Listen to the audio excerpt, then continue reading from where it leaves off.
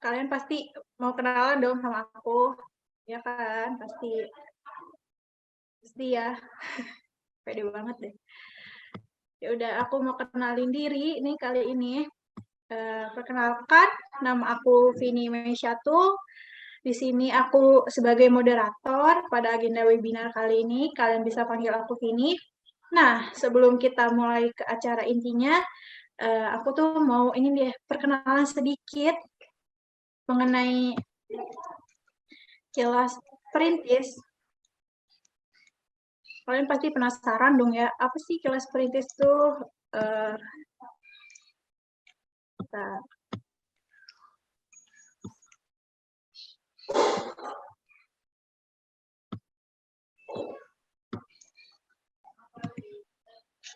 Nah, kilas perintis. Kilas Perintis ini merupakan sebuah platform digital bisnis yang bergerak dalam bidang motivasi, skill, dan juga bisnis tentunya.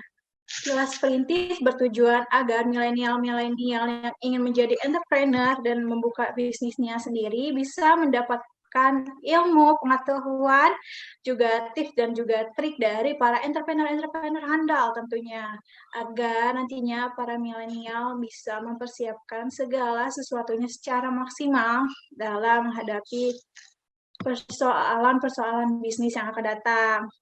Nah, itu dia dari Kilas Perintis. Tentunya juga kalian penasaran dong ya, belajar apa aja tuh apa sih, Kak? Nah, untuk belajar apa aja sendiri itu nanti akan diperkenalkan oleh Kak Liza Zulhizah. Kepada Kak Liza Zulhizah, waktu dan tempat dipersilakan untuk memperkenalkan belajar apa aja. Terima kasih. Baik, terima kasih moderator. Selamat pagi, Assalamualaikum warahmatullahi wabarakatuh. Shalom, Om Swastiastu, Namo Buddhaya, salam kebajikan. Selamat pagi sekali lagi kepada seluruh peserta kegiatan webinar yang diselenggarakan oleh Kilas Perintis dan komunitas belajar apa aja terkait dengan tata cara pembuatan CV dan juga PT. Selanjutnya, saya akan memperkenalkan komunitas belajar apa aja. Sebelumnya, saya ingin memperkenalkan diri. Nama saya Liza Zulhijjah, selaku co-founder daripada komunitas belajar apa aja, dan saudara Winnie Sanjaya sebagai pemateri kita pada hari ini merupakan founder dari komunitas belajar apa aja. Komunitas belajar apa aja ini salah satu fokusnya adalah terkait dengan pengembangan bisnis UMKM, baik dilihat dari aspek legalnya atau hukumnya dan juga aspek ekonomi bisnis. Sehingga nanti ke depannya kami berharap kami juga dapat memberikan edukasi dan juga berkontribusi bagi pengembangan UMKM di Indonesia. Sebelumnya kami juga telah melaksanakan beberapa kegiatan webinar dan juga pelatihan yang bekerja sama dengan beberapa komunitas dan juga beberapa perusahaan, diantaranya adalah Heika, komunitas Heika, kemudian juga untuk yang sekarang bekerja sama dengan komunitas Kilas Perintis, dan sebelumnya kami juga telah menyelenggarakan webinar dengan bekerja sama dengan PT Maju Teknologi Indonesia. Kami berharap nanti ke depannya kami juga tetap bisa berkontribusi bagi pengembangan UMKM di Indonesia. Baik, mungkin itu saja perkenalan dari komunitas belajar apa aja. Untuk selanjutnya mungkin kegiatan-kegiatan kami dapat dilihat dalam Instagram yang telah Mas Mbak atau Bapak Ibu follow. Terima kasih. Assalamualaikum warahmatullahi wabarakatuh. Baik, terima kasih Kak Liza Zuliza atas perkenalannya. Nah, kemudian nih, saya juga mau mengucapkan terima kasih kepada Evenditek, Info Mahasiswa, Kompetisi Mahasiswa, Info UMKM, dan juga Sejuta Cita yang telah bersedia menjadi media partner dalam acara webinar kali ini. Nah, selain itu juga saya mau mengucapkan terima kasih kepada narasumber kita, yaitu Kak Winnie Sanjaya. Halo Kak Winnie,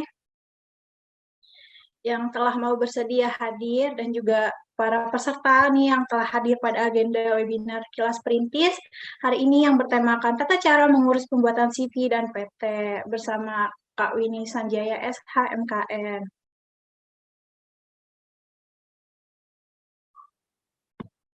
Nah, baik deh. Selanjutnya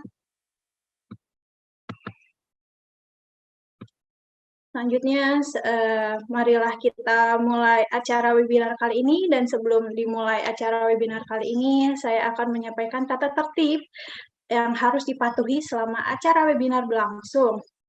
Yaitu yang pertama, selama webinar berlangsung, peserta diharapkan untuk mematikan mikrofon atau mute mikrofon. Yang kedua, selama webinar berlangsung, peserta bebas untuk menyalakan atau mematikan video. Jika ingin menyalakan video, harap menggunakan pakaian yang sopan. Yang ketiga, selama webinar diharapkan peserta dapat fokus kepada acara webinar yang berlangsung. Dan yang keempat, untuk menyampaikan pertanyaan, peserta bisa menuliskannya menggunakan fitur chat yang tersedia pada Zoom, atau juga bisa bertanya secara langsung dengan menggunakan fitur raise hand pada sesi tanya jawab nanti. Dan yang kelima, ketika bertanya, peserta diharapkan untuk memperkenalkan diri dengan nama dan juga asal. Ini juga berlaku untuk yang bertanya melalui fitur chat pada Zoom. Yang keenam, di akhir acara, tepatnya pada sesi foto bersama, diharapkan seluruh peserta dapat mengaktifkan videonya untuk sesi dokumentasi nantinya ya. Dan yang ketujuh, jangan lupa nih untuk mengisi link absensi yang akan dikirimkan pada chat Zoom yang nantinya akan kalian isi tentunya. Yang kedelapan, peserta wajib untuk memfollow akun Instagram Kilas Perintis dan juga TikTok Kilas Perintis tentunya, dan juga Instagram Belajar Apa Aja, dan nanti bukti screenshot-nya bisa kalian kirimkan melalui link absensi yang nantinya akan disediakan. Dan yang ke-9, untuk yang mendapatkan e-sertifikat, hanya peserta yang dapat memfollow akun Instagram Kilas Perintis dan Belajar Apa Aja. Sudah jelas ya tata caranya. Baik. Nah, acaranya bisa kita mulai hari ini ya, teman-teman. Nah, di zaman yang semakin maju saat ini nih, kayaknya banyak banget nih ya anak muda yang bercita-cita untuk membuat usahanya sendiri dibandingkan dengan bekerja sama dengan orang lain. Karena selain generasi milenial nih yang saat ini suka sekali dengan tantangan-tantangan yang lebih, juga karena terlihat lebih mandiri lah ya. Nah, dari itu semua tuh terdapat banyak banget loh jenis badan usaha yang bisa dibangun oleh generasi milenial pada saat ini. Beberapa di antaranya adalah CV atau Community Tire Fanscape, bukan CV kurikulum Fitaya teman-teman, itu berbeda. Dan juga PT Perseroan Terbatas. Nah, walaupun keduanya sama-sama terlihat berbentuk perusahaan nih, tapi keduanya memiliki perbedaan loh guys. Nah, untuk mengetahui lebih detailnya mengenai CV dan juga PT, dalam tata cara mengurus CV dan juga PT itu seperti apa dan juga bagaimana persyaratannya. Maka pada kesempatan kali ini Kilas Perintis telah menghadirkan narasumber yang sangat luar biasa, yaitu Kak Winnie Sanjaya, yang nantinya akan bersama kita untuk dapat membagikan tips dan juga trik dalam tata cara mengurus pembuatan CV dan juga PT tentunya. Nah, kalian nih tentunya penasaran dong ya, siapa sih Kak Winnie Sanjaya ini? Nah, baik nih, aku akan membacakan biografi singkat mengenai narasumber kita. Kepada operator, mohon ditampilkan untuk CV Kak Winnie Sanjaya. Terima kasih. Itu Kak Winnie Sanjaya, SHMKM, merupakan founder dari Belajar Apa Aja. Kak Winnie juga merupakan lulusan dari Strata 1 Sarjana Hukum dan Universitas Katolik Parahyangan, dan juga merupakan lulusan Magister Kenotariatan dari Universitas Pajajaran. Ayo, siapa nih yang satu kampus dengan Kak Winnie? Nah, itu dia CV-nya ya.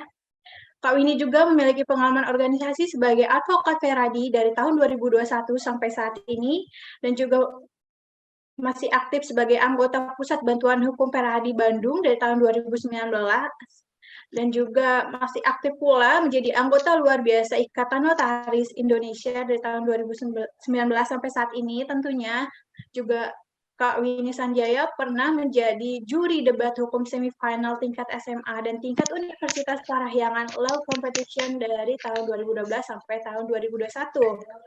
Nah, untuk saat ini, Kak Winnie sendiri bekerja sebagai lawyer di SIT SNYT Law Office dan juga lawyer di Zurich Rizal and Partners Law Firm, dan juga beliau juga bekerja sebagai konsultan hukum tentunya.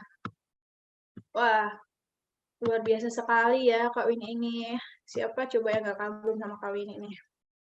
Baik, untuk mempersingkat waktu, kita sambut nih Kak Winnie. Halo Kak Winnie. Halo, selamat Kak Winnie. pagi, Pagi, Kak Winnie. moderator. Apa kabarnya Kak Winnie? Baik, semoga semuanya sehat-sehat ya. Amin.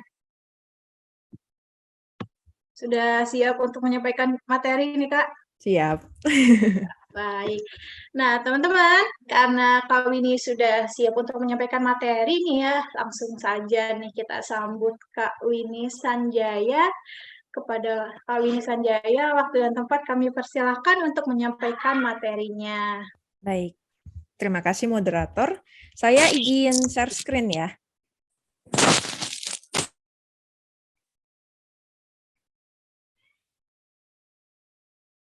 Oke, apakah screen-nya sudah kelihatan? Sudah, Kak. Sudah ya? Oke deh. Baik, selamat pagi kepada seluruh peserta webinar pada hari ini. Dari kerjasama antara Kilas Perintis dan Belajar Apa Aja. Senang sekali, saya Winnie Sanjaya hari ini akan memberikan materi mengenai pendirian PT dan pendirian CV. Saya yakin para peserta hari ini adalah peserta yang rajin dan kerja keras ya. Kenapa? Karena weekend pagi-pagi sudah harus nonton webinar. Ya, nggak semua orang ya punya effort mau melakukan hal seperti itu. Ya, jadi saya salut dengan teman-teman, Bapak Ibu. Ya, saya lihat ada pesertanya juga ada Bapak Ibu ya, ada pengusaha, ada mahasiswa, ada legal perusahaan juga ya, ada PNS, ya ada banyak instansi-instansi dan ya orang-orang yang menurut saya yang memberikan effort yang luar biasa ya untuk hadir di webinar hari ini. Dan saya sangat mengapresiasi, mudah-mudahan ilmu hari ini dari hasil webinar dapat membantu Bapak Ibu dan teman-teman supaya lebih memahami apa saja yang diperlukan dalam mendirikan PT dan CV ya. If you are trying to create a company, it's like baking a cake. Ya, you have to have all the ingredients in the right proportion. Ya, ini adalah sebuah kutipan yang disebutkan oleh Elon Musk, ya, seorang pebisnis dan salah satu orang terkaya di dunia, ya, yang punya banyak usaha, salah satunya usaha mobil listrik, ya, ada juga usaha-usaha lainnya, ya. Beliau pernah mengatakan bahwa jika kamu hendak membuat sebuah perusahaan, itu seperti memanggang kue. Kamu harus memiliki semua bahan dengan benar dan seimbang. Ya, supaya apa? Ya, supaya bagaimana caranya nanti perusahaan tersebut bisa berjalan dengan lancar. Kalau dari awal sudah salah langkah, ya nggak akan benar. Nanti perusahaannya jalan. Dan saya bisa mengatakan bahwa pilihan perusahaan apa yang akan Anda pilih itu sama seperti bahan dasar ketika Anda mau membuat kue. Ya, bahan dasarnya apa? Sebelum Anda ingin membuat kuenya jenisnya apa, rasanya apa, ya, apakah seimbang nanti, ya. Dasarnya dulu, bahan dasarnya itu apa? Untuk nantinya supaya ke depan bisa jadi kue seperti apa. Dan start dari sini, kita juga harus tahu jenis badan usaha apa atau jenis perusahaan apa yang cocok untuk usaha Anda dan bentuknya seperti apa. Dan maka dari itu, kita akan mempelajari bagaimana sih tata cara pendirian PT dan CV. Jauh sebelum kita berpikir, jauh sebelum kita mau tahu gitu ya, mau pilih yang mana, mau pilih CV atau mau pilih PT, ya. Jauh sebelum itu kita harus paham dulu tentang apa sih kategori dari perusahaan yang bentuknya CV dan perusahaan yang bentuknya PT. Yang pada intinya adalah badan usaha itu yang sering kali dipilih oleh pengusaha itu dibagi menjadi dua. Ada badan usaha tidak berbentuk hukum dan ada badan usaha berbentuk hukum. Nah, salah satu contoh badan usaha tidak berbentuk hukum itu adalah CV atau Commanditair Vennootschap. Nah, ini diambil dari bahasa Belanda karena dulu kita dijajah Belanda, jadi hukum kita masih sebagian besar mengadopsi dari bahasa Belanda ya, dan ini badan usahanya bentuknya memang sudah ada sejak zaman penjajahan Belanda hingga saat ini. Dan yang selanjutnya adalah PT, yaitu badan usaha berbentuk hukum, yaitu perseroan terbatas. Nah, jauh sebelum kita ingin tahu pengen PT atau CV, kita harus tahu dulu apa sih badan usaha tidak berbentuk hukum dan apa yang disebut sebagai badan usaha berbentuk hukum. Nah, ini ada persepsi yang saya ambil dari beberapa klien ya, beberapa klien di kantor. Mereka selalu pada umumnya punya persepsi kalau badan usaha tidak berbentuk hukum ya, itu artinya tidak perlu dokumen hukum. Untuk mendirikan itu ya gampang lah, pokoknya tinggal diriin aja. Jadi pajaknya aman, nggak perlu bayar, gitu katanya. Terus sedangkan kalau badan usaha berbentuk hukum, ya perlu dokumen hukum saat mendirikan, jadi rumit. Ya hanya pengusaha besar aja deh, yang modalnya kuat aja yang bisa. Saya nggak mau diriin PT, saya pengennya CV aja. Gitu kebanyakan. Ya, kebanyakan klien-klien yang datang dan konsultasi mau mendirikan perusahaan, mereka selalu punya persepsi seperti itu. Dan saya bisa katakan persepsi itu salah. Ya, kenapa salah? Karena pengertian yang benar adalah badan usaha tidak berbentuk hukum, itu artinya tidak ada pemisahan harta kekayaan antara persero dan badan usaha. Ya, sekali lagi, badan usaha tidak berbentuk hukum, ya, itu artinya tidak ada pemisahan harta kekayaan antara persero dan badan usaha. Contoh, ya, saya punya CV, katakanlah CV A misalnya. Lalu saya juga punya sertifikat hak milik atas tanah. Ya, saya punya tanah ceritanya. Nah, amit-amit gitu ya. CV-nya ternyata banyak utang. Utang sana sini ya. Nggak mampu bayar, aset CV saya udah dijual, udah dijaminkan, udah dikasih lah ke orang lain buat bayar utang. Tapi nggak cukup ternyata aset perusahaannya. Maka sertifikat saya tadi, ya hak atas tanah saya bisa jadi dijadikan salah satu aset yang bisa untuk membayar utang piutang dari perusahaan saya yang bentuknya CV. Kenapa? Karena tadi tidak ada pemisahan harta kekayaan antara persero dan badan usaha, ya. Dan itu juga termasuk bisa jadi kalau suatu hari, ya misalnya saya sudah menikah katakanlah, suami saya karena kita berdua tidak ada perjanjian pemisahan harta, ya, jadi dianggap hartanya satu, ya harta suami saya juga bisa kena, ya, bisa juga kena, misalnya untuk bayar keperluan perusahaan saya yang bentuknya CV, ya, itu bisa saja terjadi, ya, itu kalau Anda memilih badan usaha tidak berbentuk hukum, ya. Sedangkan kalau saya memilih badan usaha yang berbentuk hukum, ya, pengertiannya adalah ada pemisahan harta kekayaan antara persero dan badan usaha. Ya. Sertifikat hak milik tanah saya dengan perusahaan saya asetnya beda. Ya, asetnya terpisah. Aset yang dipakai dan diolah oleh perusahaan ya udah itu untuk perusahaan. Yang atas nama pribadi saya ya atas nama pribadi saya. Nggak bisa dicampur adukkan ya. Karena kita dianggap dua entitas yang berbeda. Kita dianggap dua subjek yang berbeda. Jadi ada pemisahan harta kekayaan. Nah, itu yang menjadi perbedaan tegas ya antara badan usaha tidak berbentuk hukum dan badan usaha berbentuk hukum. Ya, jadi suatu hari kalau misalnya Anda mendirikan PT, ya, katakan ada utang piutang misalnya. Tiba-tiba orang yang piutang ya, dia nagih utang nih misalnya bilang, udahlah kamu tanah kamu aja deh, tanah atas nama kamu aja buat bayar sini. Nggak bisa, bukan aset perusahaan ya, karena itu terpisah. Itu terpisah dari harta kekayaan perusahaan dengan yang milik Anda sebagai persero di dalam perusahaan. Itu perbedaannya.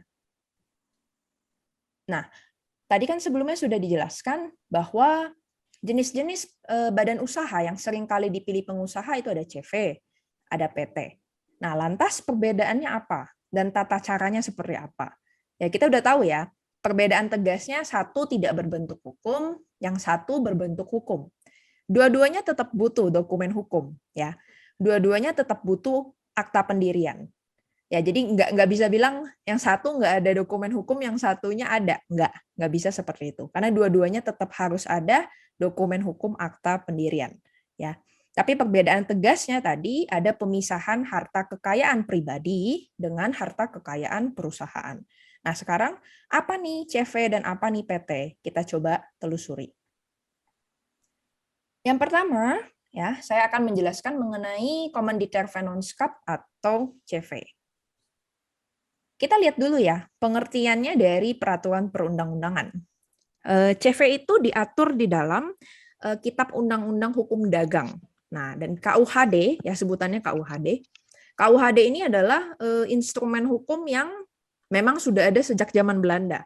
Jadi itu hasil translate bahasa Belanda ke Indonesia, ya makanya bahasanya sangat jelimet ya. Tapi kita coba lihat ya pengertiannya.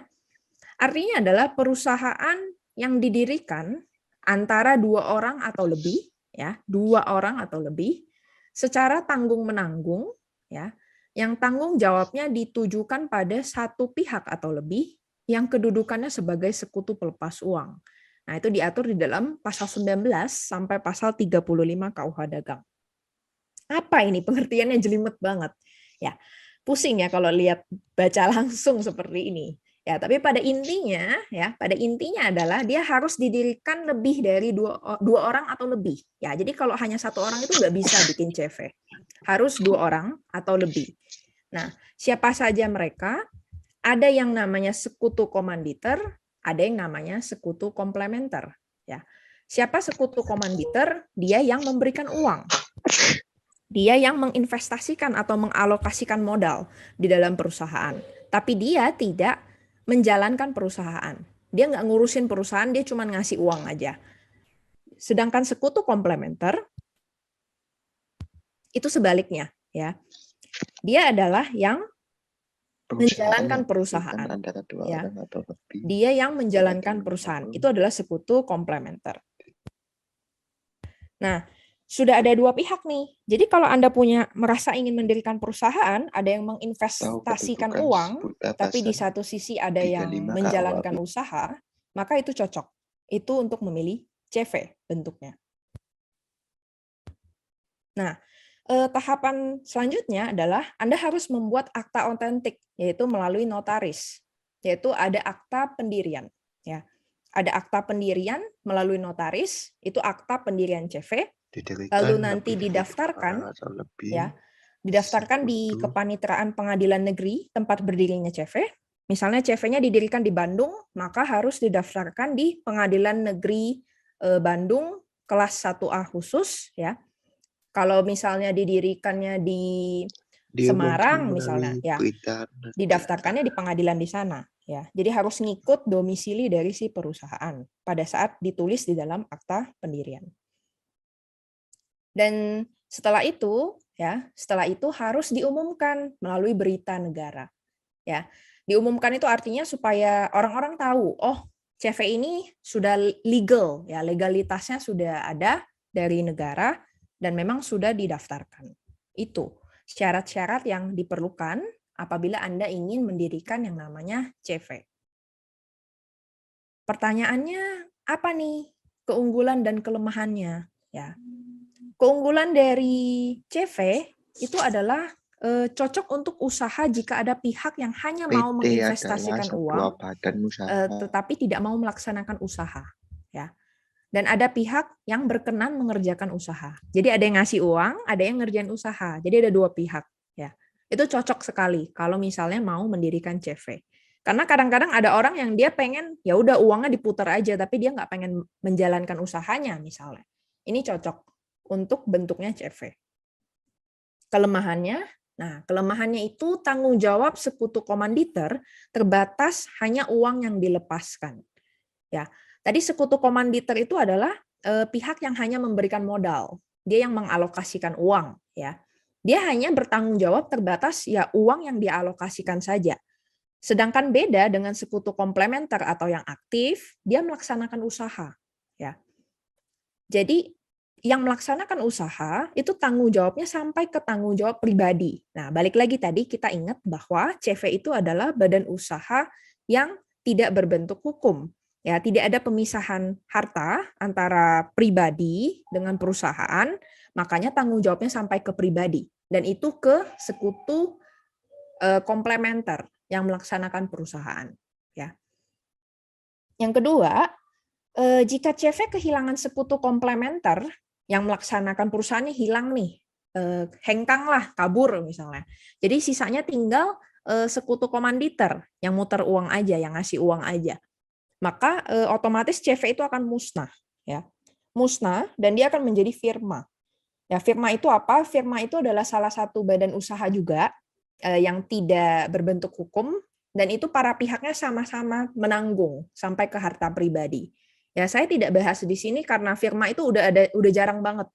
Udah jarang banget orang mau memilih badan usaha firma, ya karena firma itu biasanya karakteristiknya orang-orangnya harus background-nya sama, ya. Punya visi yang sama, ya. Biasanya firma akuntansi, ya. Firma hukum, ya. Kantor hukum itu biasanya bentuknya masih firma. Ya, mereka tanggungnya rata, background-nya sama, pekerjaannya sama, dan kebanyakan itu jualnya jasa. Ya, itu bentuknya firma. Tapi sekarang udah jarang banget. Kenapa? Karena kantor akuntansi dan kantor hukum itu juga kebanyakan sudah mereka lebih prefer mendirikan PT atau CV. Ya, udah jarang lah, udah agak jarang untuk mendirikan firma. Itu. Dan yang ketiga, ya yang pasti CV nggak bisa masuk pasar modal. Ya, kalau misalnya Anda mau misalnya modalnya terbuka untuk masyarakat, bisa dibeli ya misalnya sahamnya, ya nggak bisa bentuknya CV, itu harus PT ya. Jadi nggak bisa masuk pasar modal, nggak bisa IPO ya sebutannya, yaitu initial public offering, itu kalau bentuknya CV itu tidak bisa. Dan yang keempat, beberapa bidang usaha itu tidak bisa digeluti karena terbentur harus badan usaha hukum ya. Saya lihat kalau di lapangan terutama untuk tender ya, untuk tender pemerintah mereka sudah mulai memberikan kriteria tidak boleh bentuknya CV ya, wajib PT sekarang. Ya, jadi kalau misalnya usaha Anda ada potensi buat ikut tender pemerintah, ya sebaiknya dirikan PT aja, jangan CV. Tapi kalau memang usahanya ya misalnya nggak ada hubungan dengan pengadaan ya, atau nggak ada hubungan dengan tender dari pemerintah, ya nggak apa-apa. CV masih merupakan salah satu opsi yang menurut saya masih cukup seksi dipilih oleh pengusaha gitu. Oke, itu CV. Salah satu contoh CV yang cukup terkenal ya, saya ambil contohnya yang di Bandung aja deh. Di Bandung itu ada CV Legit Group, ya itu di Bandung mereka specialty-nya jualan martabak di mana-mana ya, di mana-mana. Saya bisa lihat kayak setiap 5 kilometer kayaknya ya, selalu ada Legit Group di mana-mana di penjuru Bandung. Nah mereka salah satu CV yang menurut saya lumayan ya. Lumayan karena cukup rapi, fokus juga ya dalam bidang usahanya untuk jual martabak. Dan mereka juga lumayan lah, lumayan dalam arti cukup rapi usahanya. Itu salah satu contoh CV. Nah, selanjutnya saya akan menjelaskan mengenai PT ya, perseroan terbatas. Nah, PT ini agak sedikit jelimet ya, di awal aja kok. Ya, di awal dalam arti pada saat pendirian ya ada banyak kriteria yang harus dipenuhi, tapi kalau setelah sudah jadi ya usahanya cukup melindungi ya, cukup melindungi para pebisnis. Nah, PT itu apa? PT itu kalau kita lihat di aturan ya, di peraturan perundang-undangan itu diatur di Undang-Undang Perseroan Terbatas, sempat diubah juga sama Undang-Undang Omnibus Law, ada penambahan pasal dan ada pasal juga yang diubah. Itu di pasal 1 angka 1 bagian kelima, pasal 109 Undang-Undang nomor 11 tahun 2020 tentang Cipta Kerja atau Omnibus Law ya. Pengertiannya apa? Pengertiannya adalah badan hukum yang merupakan persekutuan modal ya, artinya perkumpulan modal dari beberapa orang, didirikan berdasarkan perjanjian ya, ada perjanjian, melakukan kegiatan usaha dengan modal dasar yang seluruhnya terbagi dalam saham, nanti dibagi dalam saham, atau badan hukum perorangan ya, yang memenuhi kriteria usaha mikro dan kecil, sebagaimana diatur dalam perundang-undangan mengenai usaha mikro dan kecil. Nah, Dari pengertiannya saja ini sudah kelihatan bahwa PT itu boleh untuk UMKM, ya. Jadi hapus persepsi Anda yang mengatakan bahwa PT itu hanya untuk usaha yang modalnya besar. Tidak, ya. Ini udah jelas. Jelas-jelas bahwa ini adalah badan hukum yang bisa mengakomodir untuk usaha mikro dan kecil, ya. Ini bisa untuk UMK. Dan uniknya, saya bisa katakan bahwa sejak zaman pemerintahan Jokowi memang kebebasan untuk mempermudah UMKM itu sangat baik, ya. Sangat baik dalam arti dalam pendiriannya, ya, dalam minimal modal, ya. Kalau dulu sebelum ada aturan Omnibus Law, ya, di Undang-Undang Perseroan Terbatas itu minimal modal kalau mau mendirikan PT itu 50 juta. Nah, sejak pemerintahan Pak Jokowi itu jadi tidak ada minimal modal, ya. Jadi Anda bisa membangun perseroan terbatas, ya, dengan modal yang cukup minim, ya. Jadi ini merupakan suatu kemudahan investasi juga, kemudahan bagi para pebisnis untuk start dari kecil, ya, nanti hingga ke besar. Nah, PT ini seperti apa, ya? PT ini dibagi menjadi dua, yaitu yang pertama adalah perseroan untuk usaha mikro dan kecil, ya, atau PUMK sebutannya. Dan yang kedua adalah perseroan terbatas atau PT yang sering kita dengar, ya. Untuk PUMK, nah seperti yang saya sebutkan ada kemudahan, ya, kemudahan dari pemerintah itu tidak ada minimum modal tapi maksimal 5 miliar, ya. Maksimal 5 miliar. Atau tadi hasil penjualan tahunan itu maksimal 15 miliar. Nah, ini untuk siapa? Untuk yang memang usaha yang udah mereka jalan sebelumnya. Ya mungkin sebelumnya udah pernah mendirikan PT, ya, sebelum pemerintahan Pak Jokowi. Ya, mereka mau update misalnya, update dokumen dari PT-nya, ternyata hasil penjualan tahunannya let's say 1 miliar katakan atau maksimal 15 miliar, mereka kategorinya nanti turun jadinya PUMK. Ya, jadi bukan PT. Itu PUMK.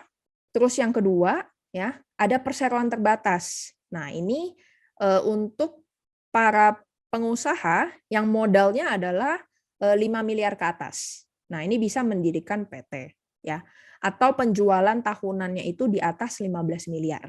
Ini, ya. Jadi di sini perbedaan tegasnya. Nah, kita lihat dulu.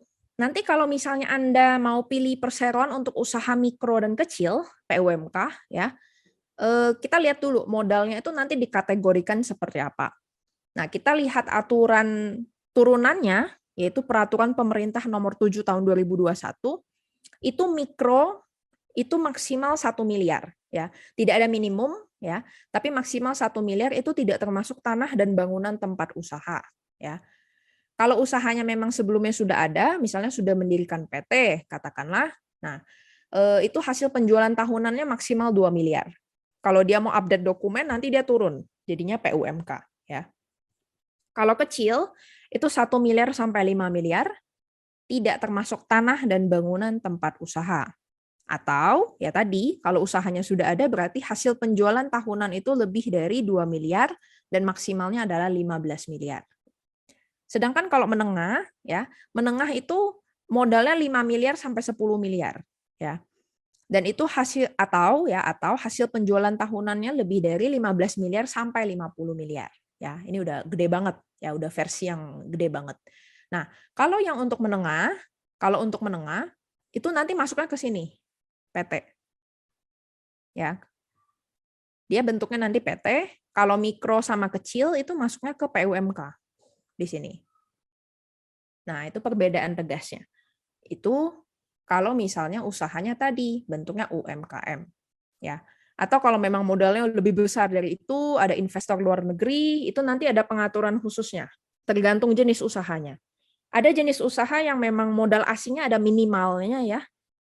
Ada yang 15 miliar, ada yang 10 miliar, tergantung jenis usahanya apa. Kalau memang ada investor asing. Itu.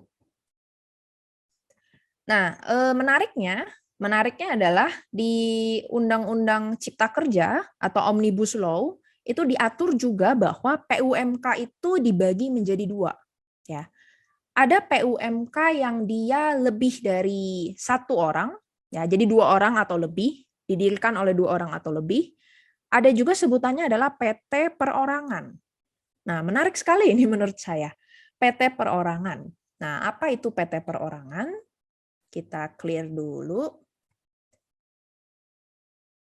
Nah, PT perorangan itu nanti saya jelaskan ya di sini, ya.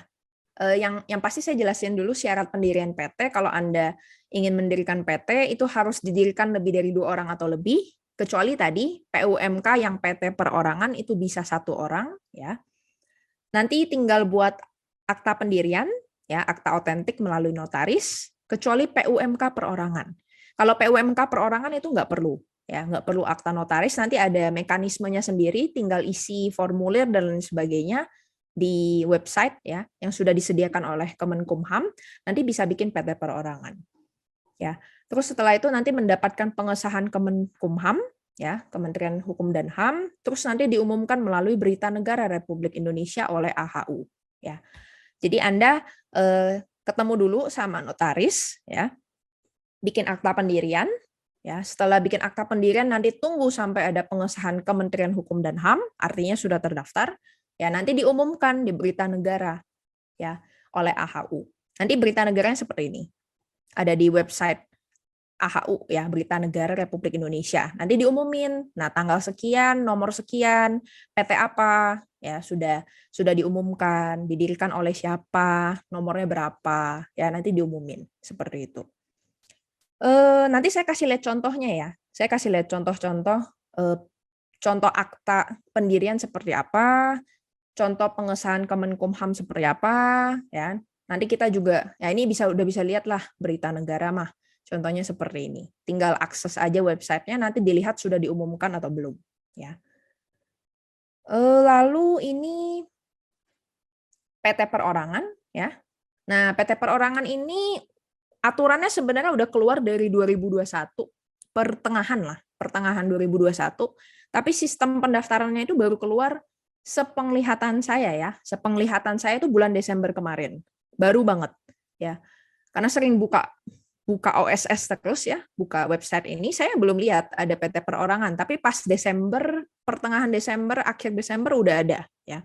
Layanan perizinan berusaha PT perorangan sudah tersedia.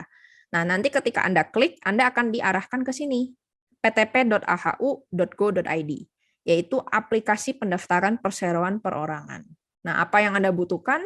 Ya, yang Anda butuhkan ya KTP, ya NIK, nomor induk KTP, terus nanti Anda harus isi jenis usahanya apa, alamatnya di mana, dan lain sebagainya. Ya. Nanti keluar dokumennya hasilnya seperti ini. Ada 2. Yang pertama adalah pernyataan pendirian perseroan perorangan, ya.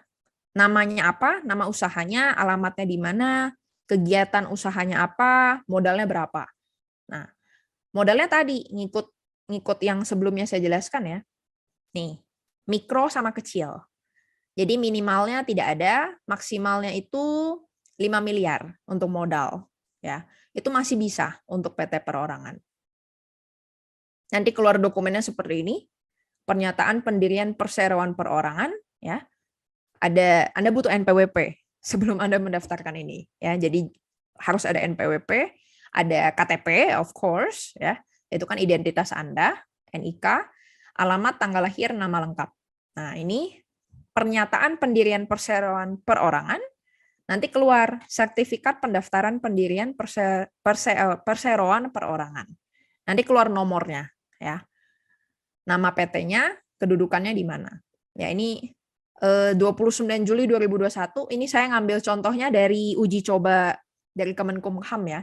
Jadi mereka sudah uji coba sistem dari bulan Juli, ya. Jadi tanggalnya Juli. Tapi sebenarnya sistemnya aslinya baru keluar belum lama ini. Oke, jadi ini contoh kalau yang dia bentuknya adalah pendirian perseroan perorangan, ya, atau PT perseorangan. Bagaimana dengan kalau misalnya dia PT biasa, ya? Kan tadi kan kategorinya ada 2, ya, ada PUMK atau satunya lagi itu PT perseorangan, salah satunya, ya, kalau dia hanya sendiri. sama yang perseroan terbatas yang biasa, PT biasa aja. Saya coba share screen ya ke dokumen yang satunya. Oke, ini di sini. Nah, ini contoh akta pendiriannya ketika Anda nanti ke notaris ya. Nah, nanti dijelasin siapa pendirinya, identitasnya seperti apa, judulnya pasti akta pendirian, PT apa, cuman saya redact, nggak enak soalnya konfidensial. Terus nanti dijelasin jenis usahanya apa, nama dan tempat kedudukan misalnya, ya, modalnya berapa, misalnya 2 miliar, gitu ya. Siapa direksinya, siapa komisarisnya, ya, itu nanti harus dijelaskan semuanya. Nah, tugas dan wewenang direksi, tugasnya apa aja, itu nanti bakal dijelaskan semuanya di dalam akta pendirian. Nah, setelah akta pendirian ini jadi, ya, udah jadi dari notaris, harus nanti didaftarkan ke Kemenkumham. Nanti keluar dokumen seperti ini. Keputusan Menteri Hukum dan Hak Asasi Manusia Republik Indonesia nomor AHU berapa, pengesahan Badan Hukum Perseroan. Ya, nanti memutuskan nama PT-nya apa, dia sudah terdaftar misalnya, ya, nomor berapa, sekian-sekian. Nah, nanti kalau sudah sampai di sini, sudah sampai ada keputusan dari Kementerian Hukum dan HAM, nanti diumumkannya tadi di ini Berita Negara Republik Indonesia, gitu ya. Jadi tata caranya seperti itu. Nah, pertanyaannya, jadi saya bisa ngerjain sendiri dong sebenarnya, Bu? Ya bisa-bisa aja, silahkan. Anda bisa mengerjakan sendiri dengan ketemu ke notaris, terus tinggal tanya aja, Bu, saya mau mendirikan CV, atau Bu, saya mau mendirikan PT. Ya, jadi nanti akan akan diberitahukan Anda butuh dokumen apa saja yang perlu untuk mendirikan PT dan CV. Hanya saja, ada bagian yang menurut saya perlu jadi concern Anda, ya. Bagian mana itu? Itu adalah bagian tadi kalau di contoh yang saya kasih, di bagian bidang usaha. Bidang usaha itu ada di pasal 3. Ya. Pasal 3 nanti notaris akan tanya langsung. Ya, Bapak, Ibu usahanya di bidang apa? Ya. Nanti akan ditanya bidang apa. Ya, Anda sudah harus tahu. Ya, bidang itu boleh lebih dari 1. Ya, KBLI itu nanti ada 5 digit kode. Ya, kodenya ada jenis usaha apa. Anda harus sebutin, oh saya pengennya dagang, misalnya dagang pakaian misalnya. Tapi saya ini distributor misalnya, ya ada kodenya tersendiri. Nah, itu biasanya notaris tidak terlalu membantu untuk mencari, ya. Anda udah harus tahu KBLI kodenya Anda, usahanya itu apa. Dan itu boleh lebih dari 1. Mau 1 aja boleh. Kalau mau lebih dari 1 ya nggak masalah. Yang penting dia tidak berbenturan satu sama lain. Ya, karena ada beberapa KBLI itu mereka nggak boleh bersamaan dengan usaha yang lain. Terutama kalau misalnya ada kecenderungan monopoli. Misalnya di pertambangan. Pertambangan itu dibagi ada jasa sama dia ada yang pertambangan. Ada yang dia ngambil tambangnya, ada yang dia jasa transportasi, jasa pengangkutan, ya, atau jasa dia membersihkan logamnya misalnya. Itu nggak bisa 1. Nggak bisa semua KBLI-nya Anda ambil semua, itu nggak boleh. Kenapa? Nanti monopoli. Ya. Jadi harus yang tambang, yang gali 1 PT, yang mengangkut, yang membersihkan itu PT yang lain. Ya. Jadi nggak bisa semuanya dari hulu sampai ke hilir itu semua Anda yang ngurusin. 1 usaha atau 1 PT, itu nggak boleh. Ya. Jadi sebelum Anda melakukan pendirian PT, cek dulu. Ya. Cek dulu KBLI-nya apakah berbenturan satu sama lain, apakah boleh digabungkan menjadi 1. Karena sayang kalau nanti ternyata sudah dibikin aktanya pas dicek di Kemenkumham ternyata berbenturan satu sama lain. Ya. Itu ya rugi uang, rugi pada saat pendaftaran nanti. Nah, itu biasanya kebanyakan klien kami di kantor itu konsul dulu. Biasanya mereka minta konsultasi hukum, pengen tahu kalau usahanya saya pengennya kayak gini Bu, ya nanti kita coba analisa. Ya, kita coba analisa KBLI yang cocok apa. Nah, karena nanti KBLI ini nggak berhenti sampai di sini. KBLI itu menentukan nanti perizinan apa aja yang akan Anda butuhkan setelah sudah diumumkan. Ya, jadi setelah nanti sudah ada pengesahan dari Kemenkumham, sudah diumumkan tadi di berita negara, Anda harus ngurus perizinan juga. Jadi nggak berhenti hanya sampai mendirikan perusahaan aja. Itu. Ya. Jadi concern-nya adalah bagaimana caranya Anda memasukkan kombinasi KBLI yang baik dan benar. Itu. Ya. Itu challenge atau ya tantangan lah, saya bisa bilang tantangan pada saat sebelum Anda mau mendirikan perusahaan Anda. Saya balik lagi ke PowerPoint sebelumnya. Nah, sama juga ya dengan PT perorangan. PT perorangan itu juga harus masukin KBLI ya. Karena di sini ada kegiatan usaha. Jadi ada kode berusaha ya. Jadi ada kode usaha Anda itu juga harus dimasukin di sini. Jadi harus tahu usahanya nanti arahnya mau gimana. Nanti ke depan saya misalnya pengen jualan roti. Terus rotinya saya pengen buka kafe. Nah, kafe itu saya mau ada jasanya di e-commerce juga misalnya. Kodenya beda-beda semuanya ya. Jualan online, jualan biasa, terus dagangnya eceran atau dalam partai besar misalnya itu beda lagi ya. Kodenya beda-beda dan itu ngaruh nanti ke izin Anda ya. Ngaruh ke izin Anda ke depan butuhnya izin seperti apa. Semakin besar ya semakin banyak perizinan yang harus Anda urus. Itu sudah pasti. Konsekuensi kalau mau jadi pebisnis ya, kalau mau lancar ya mau nggak mau semua perizinan harus diurus dengan baik. Itu ya. Lalu lantas apa keunggulan dan kelemahan dari PT? Ya keunggulannya banyak. Yang pasti adalah tadi, karena dia adalah badan hukum, maka dia punya harta terpisah ya dari pribadi persero. Yang kedua, dia bisa masuk ke pasar modal, ya IPO atau Initial Public Offering. Biasanya Anda akan lihat ada PT yang nama belakangnya ada tulisan terbuka. Ini ada contohnya. Nah, TBK. TBK itu artinya dia masuk pasar modal, ya. Tapi kalau misalnya Astra Internasional nggak ada TBK-nya ya berarti nggak ada di pasar modal. Ya, masyarakat umum nggak bisa beli sahamnya mereka. Ya, itu boleh. Kalau bentuknya PT, Anda bisa IPO. Lalu tanggung jawabnya terbatas. Ya, itu konsekuensi karena dia badan hukum, maka terbatas hanya sampai aset yang ada di PT saja dan saham yang ada di perusahaan aja. Nggak akan sampai ke pribadi. Pengecualian kalau memang Anda sebagai komisaris atau direksi yang memang dengan sengaja melakukan kesalahan hingga merugikan perusahaan dan terbukti misalnya ya, terbukti itu adalah kesalahan pribadi Anda, memanfaatkan perusahaan misalnya hanya untuk kepentingan pribadi, Anda bisa tanggung jawabnya sampai ke harta pribadi. Ya, itu tapi dalam special case ya, dalam arti memang ya sengaja ada pidana gitu ya, merugikan perusahaan dan semua orang di perusahaan tahu Anda misalnya bobrok misalnya. Itu bisa tanggung jawabnya ke pribadi.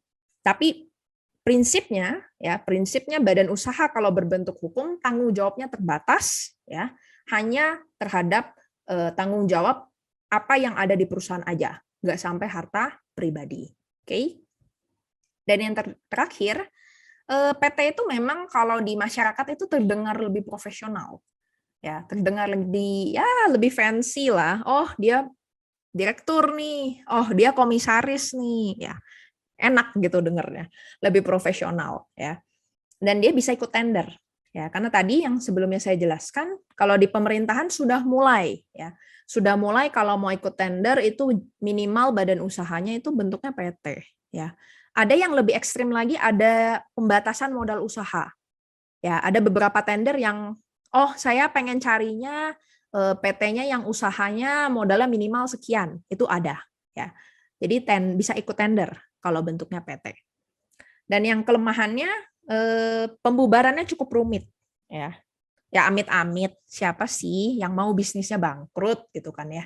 Siapa yang mau usahanya udah didirikan terus ternyata ke depan, iya saya pengen usaha ini nanti dibangkrutkan atau dipilotkan. Ya enggak gitu, amit-amit. Ya, tapi kalau mau dipilotkan atau mau dibubarkan itu cukup rumit. Kenapa? Karena dia ada mekanisme tersendiri, yaitu harus lewat sistem kepilotan ya. Jadi ada prosesnya sendiri. Nggak bisa langsung ya udah bubar aja ya, udah saya nggak mau lagi usaha, saya mau pergi. Oh ya saya juga mau pergi. No, tidak bisa seperti itu. Nama Anda melekat ya, nama Anda melekat di akta, nama Anda melekat di Kementerian Hukum dan HAM, ya ada hak dan kewajiban yang harus Anda laksanakan ya sesuai dengan jabatan Anda. Dan kalau memang mau bubarkan, ya silakan bubarkan tapi dengan prosedur di sini ya sesuai dengan aturan perundang-undangan yaitu lewat sistem kepilotan. Itu. Dan ada lewat putusan pengadilan, itu yang pasti. Oke. Dan ini contohnya ya, tadi.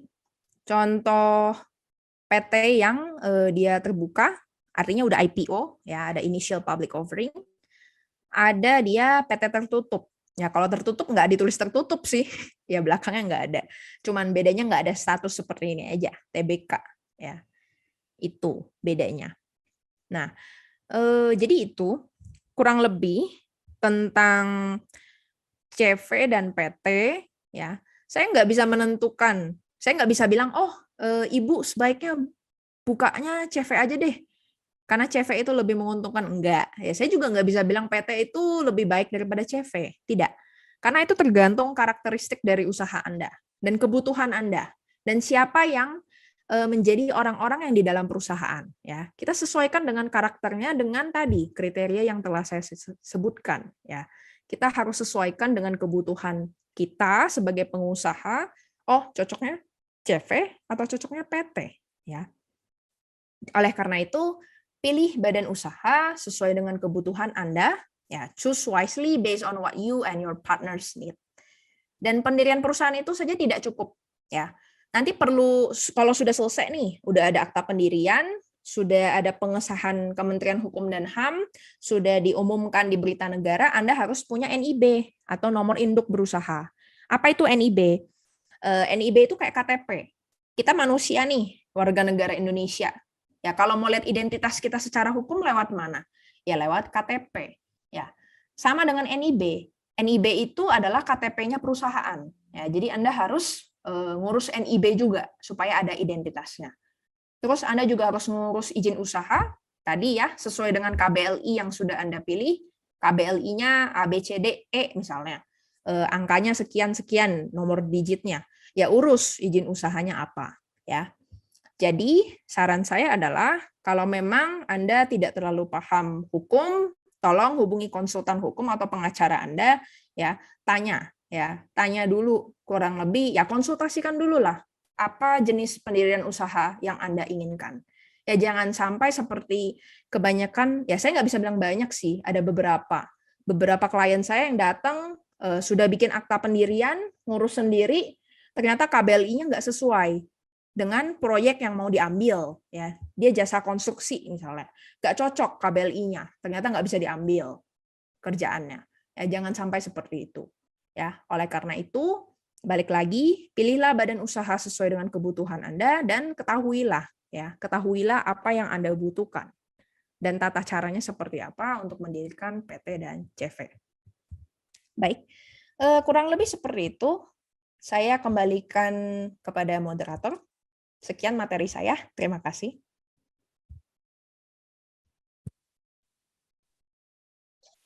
Baik, terima kasih Kak Winnie Sanjaya atas presentasi materinya. Wah, ini jadi membuka pikiran kita banget nih ya mengenai tata cara pengurusan pembuatan CV dan juga PT tentunya.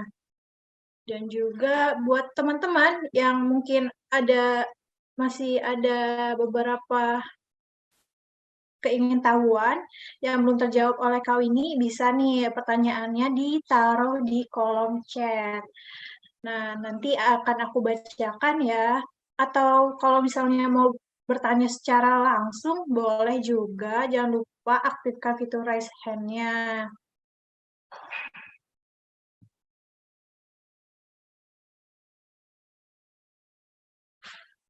Eh,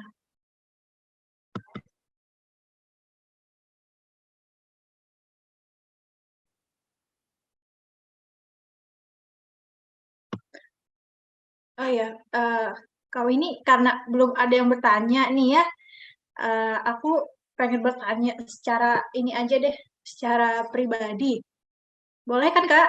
Boleh. Baik. Kau ini untuk kan kita misalnya ada beberapa milenial nih ya, yang masih kayak bingung nih. Beberapa rekanannya tuh cuman kayak bertiga atau berdua gitu. Nah itu tuh lebih baik untuk membuka CV atau membuka PT ya Kak? Karena kan rekanannya cuman kayak sedikit dan juga Rekannya sedikit 2-3 orang ya, iya, kurang lebih. dan juga Ya, belum terlalu mengetahui mengenai badan usaha apa ya yang harus dipilih. Dia cuman kayak tahu jenis usahanya aja, misalnya usaha makanan atau jasa gitu Kak. Oke. Ya, balik lagi ya ke teman-temannya kamu. Apakah semuanya mau terlibat di usaha atau tidak? Ya, katakanlah ternyata ada teman yang hanya mau, ya udahlah saya ngasih uangnya aja deh, kalian yang kerjain. Ya, cocoknya CV ya. Kalau memang ada pihak yang dia cuma mau, saya investasikan uang aja deh. Nah, ada pihak yang saya nggak bisa investasiin uang, saya bisanya kerja gitu. Ya udah, cocoknya bentuknya CV yang seperti itu. Tapi kalau benar-benar mau clear gitu ya, hak dan kewajibannya, terus diatur, didaftarkan di pemerintah, ya, ada direksinya, ada pengawasnya, komisarisnya, ada pemegang saham yang hanya menginvestasikan uang, pengen bentuknya profesional, ya silakan, bentuknya PT. Ya, jadi itu balik lagi ke kebutuhan dari kalian, karakter dari perseronya atau orang-orang yang berusaha pebisnisnya itu seperti apa. Ya, itu sih. Kalau dari saya. Ini kayaknya di chat ada pertanyaan nih. Iya, baik Kak. Akan saya bacakan ya Kak. Boleh. Halo Kak, saya Kelari dari Cikarang dan juga ingin bertanya, kalau misalnya ingin membangun agensi entertainment, berarti jasa ya Kak, apakah lebih baik memilih si CV atau PT? Terima kasih Kak, mau dijawab ya Kak. Oke. Agency entertainment. Entertainment ya. Jualnya jasa berarti. Jasa entertainment. Ya bisa CV, bisa PT. Bisa CV, bisa PT. Tapi balik lagi, kalian maunya pebisnisnya itu yang di dalam seperti apa? Ya, karakternya. Lihat dari karakternya. Kalau memang karakternya ada yang cuma mau memberikan uang, memberikan modal, tapi dia nggak pengen terlibat di usaha, nah ada pihak yang dia pengen jalanin usaha, ya pilih CV. Ya. Kalau pengennya ada pengawas, ada direksi yang melaksanakan usaha, ada orang yang dia hanya mengalokasikan uang, misalnya pemegang saham, ya cocoknya PT. Ya. Kalau cuman sendiri, misalnya ya, mendirikan sendiri, ya mending tadi PT perorangan. Ya. PT perorangan ini menurut saya cukup seksi. Seksi karena katanya cocok untuk pengusaha muda. Ya. Ini dihadirkan juga memang karena untuk pengusaha muda. Tapi ya tadi balik lagi, harus dia hanya satu orang ya usahanya. Tapi kalau dia banyak ya bentuknya PT, PUMK tadi, usaha mikro kecil. Ya tapi lihat lagi dari si modalnya ya. Itu saran saya. Jadi saya nggak bisa terlalu decide ya. Nggak bisa menentukan, udah kamu CV aja. Udah kamu PT aja. Enggak. Kamu harus lihat di situasi kamu dulu. Orang-orang yang diajak usahanya karakternya gimana. Ya, ada yang dia mau kerja, ada yang dia udahlah ngasih uang aja misalnya gitu ya. Dilihat dulu karakternya. Itu sih dari saya. Tapi menurut saya lebih profesional kalau entertainment kan ya bau-baunya ini ya. It's about popularity ya. Iya. Popularity pasti harus profesional banget. Mending PT saran saya. Ya, mending PT. Baik, terima kasih Kak Winnie atas penjelasannya. Sudah jelas Kak Kelari. Oh iya Kak, ini ada yang bertanya lagi nih Kak. Aku bacain ya Kak. Bentar. Boleh.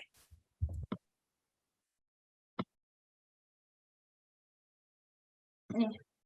Selamat siang Kak, saya Dora Puspita. Izin bertanya, saya pelaku usaha UMKM dari Jambi. Halo Kak Puspita, usaha saya bergerak di bidang handcraft dan sudah mengurus NIB. Kemudian saya menambah usaha di bidang catering, tapi belum mengurus NIB dan juga travel agent. Setelah mengikuti webinar ini, saya berminat untuk membuat PT perorangan. Nah, dengan membuat PT perorangan dengan menggabungkan semua usaha yang dipunya. Dan juga apakah ini bisa untuk dijadikan PT? Kalau bisa, bagaimana sih Kak langkah-langkahnya? Terima kasih Kak, mohon dijawab. Oke, PT perorangan ya targetnya. Tadi saya asumsinya karena tadi NIB. NIB berarti sudah ada nomor induk berusaha, bentuknya apa sebelumnya? Apakah perorangan atau CV? Ya, kalau oke, saya bahas dua-duanya aja deh. Kalau CV itu dia bisa upgrade sebutannya. Ya, kalau di praktik ya ada sebutannya upgrade. Upgrade itu seperti apa? Jadi si CV itu nanti di-upgrade jadi PT ya. Tapi kalau CV ke PT perorangan saya belum tahu ya. Saya nggak tahu apakah itu bisa update apa enggak. Kenapa? Karena CV kan tadi dia harus 2 orang atau lebih. Sedangkan tadi PT perorangan kan dia sendiri. Ya. Jadi kayaknya sih nggak bisa kalau CV ke PT perorangan. Tapi kalau upgrade dari CV ke PT biasa atau PT PUMK itu boleh ya. Karena nanti asetnya dihitung dulu, totalnya di CV ya ditotalin, terus nanti tinggal diganti akta pendiriannya dari CV nanti dibikin jadi akta pendirian PT. Nanti CV-nya dibubarin dulu ya. CV-nya dibubarin, nanti sisa hasil dari aset uang yang ada di CV itu dihitung totalnya, nanti dijumlahkan ke saham, nanti di-upgrade ke PT ya. Tapi kalau PT perorangan menurut saya nggak akan bisa, karena orangnya kan beda ya. PT perorangan itu cuma boleh 1 orang itu. Tapi kalau asumsinya NIB-nya tadi nomor induk berusahanya itu yang perorangan, mau ke PT perorangan, ya itu bisa ya. Paling nanti NIB yang ada di usaha perorangannya ya yang bentuknya bukan PT perorangan ya, itu harus dihapus dulu ya. Datanya dihapus dulu di OSS ya. Jadi NIB-nya nanti dimusnahkan ya. Ada sistem itu, ada sistemnya di OSS. Habis itu nanti baru bikin PT perorangan tadi ya. Nah, itu nanti tinggal dimasukin aja KBLI, tadi usahanya travel agent, catering, handcraft. Sepengetahuan saya sih enggak bentrok ya. Cuman travel agent seingat saya ada satu usaha yang nggak boleh, cuman saya nggak terlalu ingat. Itu nanti harus dianalisa dulu ya. Kalau bisa ya silakan Anda konsultasi ya ke konsultan hukum atau mungkin ke teman barangkali yang lebih paham gitu. Travel agent itu setahu saya ada yang nggak boleh bersamaan. Tapi entah catering atau apa ya, saya juga belum terlalu ingat. Tapi travel agent itu ada. Travel agent itu ada ininya, ada larangan yang dia nggak boleh bersamaan dengan usaha lain. Tapi kalau saya lihat travel agent, catering sama handcraft aman sih, karena karakternya beda. Ya, karakternya nggak monopoli satu sama lain, gitu. Bisa. Jadi bisa dari kalau tadi ya, kalau usahanya perorangan, di-upgrade ke PT perorangan itu bisa. Tapi kalau dari CV ke PT perorangan itu nggak bisa. Ya, itu tetap harus dibubarin dulu CV-nya, terus nanti PT perorangannya berarti pisah orangnya. Ya, karena tadi di CV kan ada lebih dari 1 orang gitu. Itu kurang lebih. Baik, terima kasih Kak Winnie atas penjelasannya. Kalau misalnya teman-teman ada yang mau bertanya secara langsung, boleh kok. Jangan lupa fitur raise hand-nya digunakan ya, biar saya tahu siapa nih yang mau bertanya secara langsung. Boleh banget kok. Ayo jangan malu-malu, nanya aja. Selagi narasumber kita masih ada di sini, takutnya nanti salah arah gitu kan ya. Lebih baik bertanya aja gitu. Nah, ini ada yang nanya lagi nih, Kak.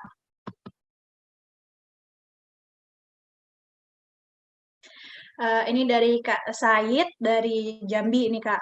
Apakah CP yang dibekukan itu jika salah satu pihak one prestasi dan menimbulkan PMH, CP tersebut bisa dibekukan nggak, Kak? Terima kasih, Kak. Oke. CV dibekukan, CV atau PT dibekukan. Ya tergantung. Kalau kasusnya udah sampai masuk ke pengadilan dan itu benar-benar merugikan pihak ya, itu ada. Ada yang sampai dibekukan. Tapi balik lagi yang namanya pembekuan itu kan sifatnya administratif ya. Dilakukan berdasarkan apakah ada memang perintah dari pengadilan ya, atau memang ternyata perusahaannya ada apa ya, misalnya pendiriannya salah ya, atau lokasinya berbahaya misalnya buat masyarakat sekitar, itu bisa ya. Tapi itu dari pemerintah yang bekukan. Kalau di sini saya lihat apabila salah satu pihak prestasi dan menimbulkan PMH. Salah satu pihaknya itu siapa ya? Saya asumsikan gini deh. Kalau memang ternyata itu internal dari perusahaan, rasanya sulit ya kalau sampai harus dibekukan seperti itu. Tapi kalau ke pihak ketiga, misalnya perusahaan ngutang sama perusahaan lain, atau dia prestasi dengan perusahaan lain berdasarkan perjanjian, terus ternyata udah masuk sampai ke pengadilan. Nah, di pengadilan ternyata hakim memutuskan untuk membekukan sementara, itu bisa. Ya. Jadi itu balik lagi harus ada dari pengadilan dulu. Ya. Memang ada perintah dari pengadilan melakukan pembekuan sementara terhadap perusahaan, itu bisa. Ya. Atau biasanya di kepailitan, ya di kepailitan juga bisa pada saat ya sebelum masuk ke proses pengadilan itu bisa juga dibekukan supaya nggak lariin aset biasanya. Ya karena kan biasanya kalau udah mau dipalitkan kan mereka panik ya. Panik, aduh usaha saya mau dihitung, aset saya mau dihitung, yang mending lariin dulu gitu kan ya. Biasanya gitu ya orang-orang pebisnis. Tapi pengadilan biasanya cepat, gercep ya. Gercep langsung dibekukan, mereka nggak boleh mengalihkan aset gitu. Itu sih kurang lebih. Baik. Oh iya Kak, terima kasih Kak. Ini Kak, ada yang mau bertanya secara langsung nih Kak. Sepertinya Kak, ada Ya Kak boleh. Feni Rizkia. Kak Feni, boleh silakan bertanya. Boleh untuk di-unmute dulu. Baik, Silakan bertanya. selamat pagi Pagi. Kak Winnie dan juga Kak Moderator. Terima kasih atas kesempatannya pada pagi hari ini dan terima kasih atas pemaparannya tadi yang sangat komprehensif. Saya di sini izin bertanya, gimana Kak kalau misalkan nih kita dalam suatu perusahaan itu tidak ada kesengajaan melakukan tadi yang Kakak sebutkan itu KBLI-nya itu kurang tepat misalkan. Nah, itu tuh kira-kira ada sanksi nggak Kak untuk perusahaan tersebut karena memang sudah melakukan ketidaksengajaan dengan KBLI yang tidak tepat misalkan begitu. Terus yang kedua, apakah ketika suatu perusahaan itu dibubarkan, nah itu tuh waktunya kira-kira berapa lama dan apakah ada denda sebagai tanggungannya atau seperti apa Kak? Terima kasih. Denda dan tanggungan itu kalau apa tadi? Sorry, agak Kalau misalkan suatu perusahaannya itu pengen dibubarin Kak, Oh, apakah dikenakan dibubarin. denda? Oke. Dan waktunya berapa lama gitu untuk mengurus semuanya? Terima kasih Kak. Oke. Yang pertama ya, pertanyaan pertama. Kalau ternyata di akta pendirian KBLI-nya tidak sesuai dengan usaha yang dijalankan. Di hukum kita itu ada mekanismenya, ya. Mekanismenya yaitu namanya akta perubahan. Ya, jadi akta pendirian nih, itu kan tadi tahap awal. Ya disebutin di pasal 3-nya ya, jenis usahanya apa, ya. Kalau seandainya KBLI-nya ternyata tidak tepat dengan usaha yang sekarang Anda jalankan, dan kalau memang belum ada istilahnya dinotis lah ya, dinotis sama pihak yang berwajib, ya silahkan lakukan secepatnya perubahan akta. Ya, itu bisa. Ya, jadi ajuin aja ke notaris. Ya, nanti ada RUPS, rapat umum pemegang saham. Jadi internal dari si perusahaan itu merapat dulu, terus bahas. Jadi KBLI kita yang mau diubah apa? Apalagi yang mau diubah usahanya gitu. Itu bisa diubah ya. Jadi ada akta perubahan. Itu nanti mekanismenya lewat RUPS ya, ada akta perubahan. Itu kalau yang nggak dinotis ya. Kalau sudah dinotis biasanya juga pemerintah pasti mintanya diubah dulu pasti ya. Paling usahanya di stop untuk sementara waktu, tunggu sampai akta perubahannya keluar, ya udah didaftarin ke Kemenkumham dan lain sebagainya, baru lanjut lagi seperti itu. Ya, jadi ada mekanismenya ya. Cuman ya balik lagi, lebih bagus kan dari awal pada saat akta pendirian udah benar KBLI-nya. Ya, jangan sampai kayak tadi udah di tengah jalan salah gitu ya. Saya juga banyak nemuin itu di lapangan ya. Konstruksi tadinya mereka nggak masukin tentang tanah misalnya, ya ngurusin tanah misalnya. Akhirnya mereka kerjain, akhirnya ditegur sama pemerintah, dapat peringatan, baru diubah gitu ya. Jangan sampai seperti itu. Lebih bagus dari awal memang udah benar itu. Terus yang kedua, gimana nih kalau misalnya prosesnya kalau PT atau CV itu dibubarin, apakah ada denda dan lain sebagainya? Tidak ada denda, karena itu kan sebenarnya masalah internal ya, masalah internal dari perusahaan. Ya kalau memang para pihak sudah memutuskan ya udahlah usaha ini udah nggak ada harapan nih, bubarin aja misalnya, ya udah bubarin aja gitu. Ya itu kalau pembubaran CV itu harus lewat pengadilan juga. Ya, untuk sekarang ada lewat mekanisme pengadilan, PT lewat kepailitan tadi kalau misalnya memang dia pilot ya, ada akta pembubaran, sepengetahuan saya ada juga ya, ada akta pembubaran nantinya gitu. Itu sih kurang lebih seperti itu. Jadi tergantung alasannya juga mau bubarinnya kenapa. Apakah bangkrut? Ya, bangkrut ya silakan ke kepailitan. Kalau memang para pihak memutuskan baik-baik mau bubar, ya bisa juga, nggak masalah gitu. Itu sih kurang lebih. Baik, terima kasih banyak Kak. Makasih.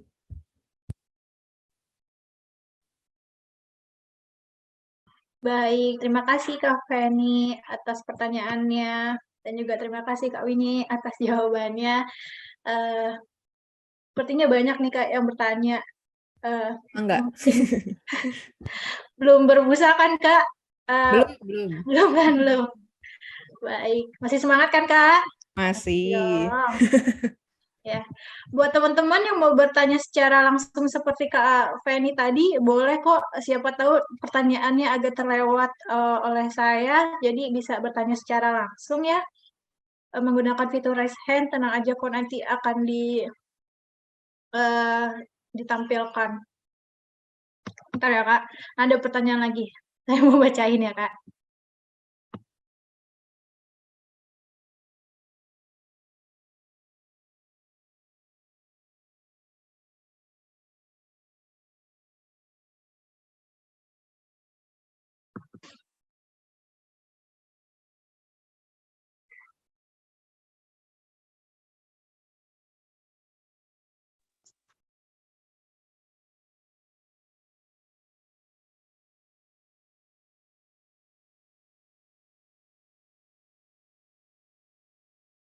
Nah, ini ada yang bertanya nih Kak. Selamat siang, saya Ismit. Halo Kak Ismit, dari Jakarta. Izin bertanya, apakah di Jakarta ada sistem zonasi atau alamat kantor? Dan apakah untuk PUKM berpengaruh juga? Sementara kegiatannya tidak mengganggu sekitar, contohnya perdagangan besar dan juga pertanian. Nah, itu bagaimana Kak? Oke, saya coba summary pertanyaannya ya. Ya, Inti-inti yang saya dapat ya. Oke. Jadi mau bikin PT ceritanya. ya, PT terus daerahnya di Jakarta. ya. Apakah itu ada nanti ada sistem zonasinya atau Oke. bagaimana gitu Kak? Nggak Oh, cuma di oke. Jakarta deh Kak, di kota lain pun gimana tuh Kak? Oke, ya. Saya harus kaji dulu ya aturan Pemdanya seperti apa. Memang ada beberapa daerah mereka zonasi. Ada beberapa usaha yang dia nggak boleh di perumahan misalnya. Contoh, kalau yang berhubungan dengan peternakan ya, yang ada limbah, usaha-usaha kayak gitu nggak boleh di perumahan ya. Karena kenapa? Bisa baunya mengganggu masyarakat sekitar, terus ya bisa merugikan masyarakat di kesehatannya gitu ya, ada kebisingan, ya ada bau yang tidak enak, ya hal-hal kayak gitu ada. Karena nanti bakal ada izin lingkungannya ya yang seperti itu. Saya nggak tahu usaha spesifiknya apa ya untuk bahan pertanian, tapi seingat saya ada beberapa usaha, contohnya tadi ya peternakan, sama satu lagi apa ya, yang ada hubungan dengan zat kimia gitu. Nah, itu nggak boleh kalau di perumahan atau di daerah-daerah yang memang sudah dizonasi oleh pemerintah daerah sekitar gitu. Kalau di Bandung contohnya itu tekstil. Tekstil itu nggak bisa sembarangan, nggak bisa di tengah-tengah kota ya. Yang tekstilnya yang benar-benar dia produksi ya, yang dia cuci kainnya pakai pewarna ya, yang pakai ada zat kimia bikin supaya kainnya licin, itu nggak boleh. Ada beberapa lokasi yang memang Pemda larang ya, harus di daerah-daerah tertentu baru mereka boleh bikin usahanya ya, domisili usahanya itu terbatas. Jadi saran saya ya coba dulu, kaji dulu. Ya kalau bisa mungkin ketemu dulu dengan konsultan hukum, ya Anda jelaskan sedetail mungkin lokasi Anda itu seperti apa ya. Mau pilih domisilinya di mana, ya usahanya itu seperti apa. Karena kita perlu tahu detail, ya. Kadang-kadang kita terima konsultasi hukum benar-benar kita tanya. Ya, jadi Anda benar-benar udah harus tahu, oh mekanisme usahanya seperti apa, ada limbahnya enggak, ya. Kira-kira jumlahnya berapa, ya. Ada nggak lokasi opsional lain kalau misalnya lokasi A misalnya ditolak misalnya, ya. Hal-hal seperti itu yang perlu jadi concern, ya. Kalau pertanyaannya ditanya langsung ke saya, ya saya hanya bisa jawab in general, ya, karena belum terlalu tahu spesifik seperti apa kira-kira rencana usahanya bagaimana. Tapi nanti BAA dengan Kilas Perintis nanti ada ya di bulan Januari, saya lupa tanggal berapa. Tanggal 22 ya. 22 Januari itu nanti akan ada satu pelatihan. Pelatihannya itu judulnya adalah pentingnya legalitas usaha dan kiat membuka bisnis sejak dini. Ya, itu nanti ada pembicaranya yang memang dia spesialisnya hukum perusahaan, ya Williams Oy. Itu tentang legalitas usaha, nanti akan dibahas tentang KBLI di sana. Ya, barangkali itu lebih tepat menurut saya kalau mau ditanya di sana, karena itu pelatihan, ya lebih spesifik. Kalau ini lebih general, jadi saya I need time. Ya, saya butuh waktu untuk menjelaskan secara detail dan perlu cari tahu dulu peraturan perundang-undangannya. Begitu kurang lebih. Oke, saya kembalikan lagi ke moderator. Baik, terima kasih Kak Winnie. Jadi untuk Kak Ismit nih yang masih merasa penasaran dan belum masih agak bingung gitu ya, bisa nih nanti ikutin pelatihan yang akan diadakan nanti ya. Nanti bisa jangan lupa follow Instagram Kilas Perintis dan juga belajar apa aja, nanti infonya akan disampaikan di sana. Pokoknya tuh jangan lupa untuk daftar dan jangan sampai ketinggalan kalau misalnya masih merasa penasaran. Baik Kak. Dan ini ada pertanyaan lagi nih Kak. Masih semangat kan Kak? Masih. Masih ya. Semangat Kak. Nah, ini dari Kak Ristianto dari Jakarta. Halo Kak, apakah PUMK dan atau PT bisa didirikan oleh dua orang yang memiliki hubungan keluarga, kayak persaudaraan lah ya Kak. Lalu, apakah ada kriteria tertentu dalam memilih komisaris dalam PT tersebut? Terima kasih Kak, mohon dijawab ya Kak. Terima kasih. Bagus banget pertanyaannya. Suami istri nggak boleh. Kalau suami istri nggak boleh kecuali dia ada pemisahan harta. Kenapa? Karena kan gini, sistem hukum di Indonesia kalau suami istri itu kalau sudah ya nikah kan, namanya juga suami dan istri karena udah nikah. Nah, ketika mereka nikah itu hartanya satu, ya. Ketika mendirikan PT ya artinya ya orangnya cuma satu gitu. Modalnya hanya dari satu pihak aja. Ya jadi kalau suami istri nggak bisa. Nah, pertanyaannya kalau suami istri mau mendirikan PT bisa nggak? Bisa, tapi harus melakukan perjanjian pisah harta. Itu. Ya, jadi hartanya dipisahkan. Ya, harta suami, harta istri, ya harta istri. Kalau saudara bisa, ya. Karena saudara kan ya ibaratnya kalau sudah dewasa bekerja masing-masing, ya usaha masing-masing, uangnya masing-masing juga. Jadi boleh, ya. Contohnya banyak kok kayak BCA itu ya. Itu kan kakak beradik, ya, kakak beradik. Ada juga Jarum, itu juga bisnis keluarga, ya, tapi kan istrinya kan tidak dilibatkan, ya. Hanya suami, anak, sama siapa lagi ya? Kalau nggak salah adiknya, ya. Jadi itu boleh, ya. Pertanyaannya kalau komisaris itu berdasarkan hukum itu adalah pengawas, ya. Orang yang punya kemampuan mengawasi perusahaan, ya. Mampu ngecek lah keuangan perusahaan, oh diawasinnya seperti apa. Di lapangan kriteria khusus tidak terlalu berlaku, siapa aja bisa jadi komisaris. Yang saya lihat justru komisaris itu kebanyakan yang justru the real owner, ya, the real owner. Mereka yang benar-benar orang yang punya modal di perusahaan, nggak mau jadi direksi, nggak mau menjalankan, mereka ngawasin aja, tapi mereka nge-hire orang buat menjalankan usaha. Ya, jadi kalau misalnya orang-orang suka bilang ini perusahaan, dia direktur loh, ya, direktur belum tentu pemilik dari perusahaan. Kebanyakan pemilik itu komisaris itu, ya. Dia yang benar-benar punya modal di dalam perusahaan. Ya, jadi komisaris itu spesifiknya di aturan itu adalah pengawas. Ya, dia adalah pengawas. Direksi itu yang melaksanakan usaha. RUPS itu pemegang saham. Ya, dia yang hanya mengalokasikan uang. Ya, sama kalau ada apa-apa mereka rapat. Misalnya, PT-nya mau ubah nama, ya, atau mau gabung sama perusahaan lain, ya, seperti itu. Jadi ada tiga organ di dalam perseroan terbatas. Tapi kalau PT perorangan enggak, jadi cuma satu orang aja, gitu. Oke, baik. Berarti jadi si komisaris ini tuh yang punya modal dan juga direktur ini tuh yang di-hire ya, Kak? Enggak selalu juga sih, bisa di-hire. Dia juga bisa owner, tapi bisa juga dia di-hire kalau direksi. Bisa diganti-ganti, tergantung waktu jabatannya di akta pendirian, gitu. Jadi semuanya tergantung kepada akta ya, Kak? Ya, tergantung. Akta itu seperti aturan main, ya. Aturan main Anda mau mengatur usahanya seperti apa, gitu. Baik. Terima kasih, Kak, atas penjelasannya.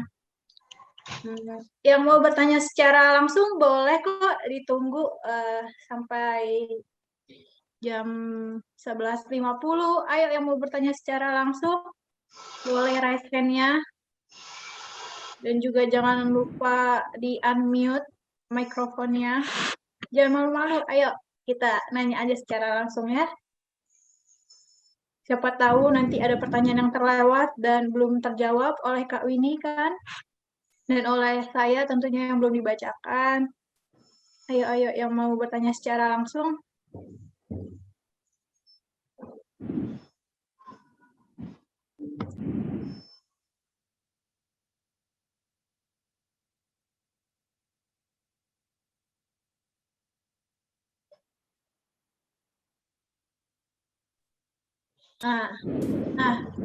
Karena belum ada yang bertanya secara langsung, pas sudah ada nih.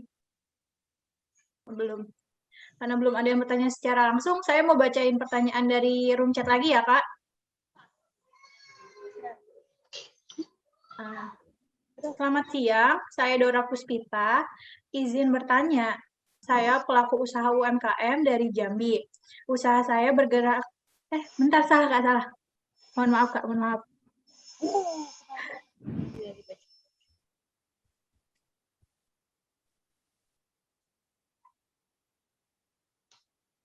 Nah, ini, Kak. Saya Krisma dari Semarang. Halo, Kak Krisma. Saya ingin tanya, Kak, soal buka usaha. Misal, saya punya produk dengan nama brand saya sendiri di salah satu jenis minuman gitu, atau ya kopi lah ya, Kak. Nah, bagaimana cara saya membuat seperti surat izin nama brand saya agar brand saya tidak bisa dipakai oleh orang lain tanpa seizin saya. Nah, itu tuh bagaimana sih, Kak, cara pengurusannya? Terima kasih, Kak.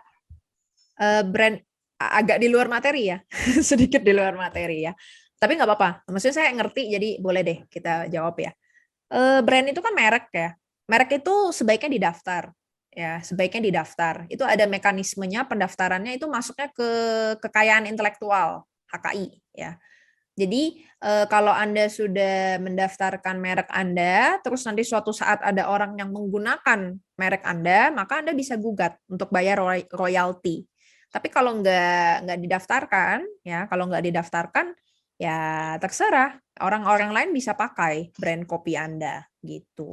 Jadi itu bukan izin ya, sifatnya bukan izin, tapi nanti keluarnya sertifikat merek, ya, sertifikat hak atas merek, ya. Kebetulan nanti Kilas Perintis dan BAA juga akan ada webinar tentang merek, ya. Itu nanti rencananya tanggal 30 Januari 2022. Nanti kita akan bahas tata cara pendaftaran merek dan nanti ada salah satu pembicaranya itu adalah salah satu desainer terkenal di Indonesia, Harky namanya. Itu nanti dia akan ngajarin branding system, ya. Jadi membuat branding yang bagus itu seperti apa. Ya, jadi nanti ada desain brand itu sebaiknya seperti apa. Nanti saya juga akan jelaskan di situ merek-merek apa yang nggak boleh dibuat, ya, yang dilarang itu seperti apa, ya. Terus nanti ada salah satu contoh kasus yang cukup besar di Indonesia, perebutan merek, ya.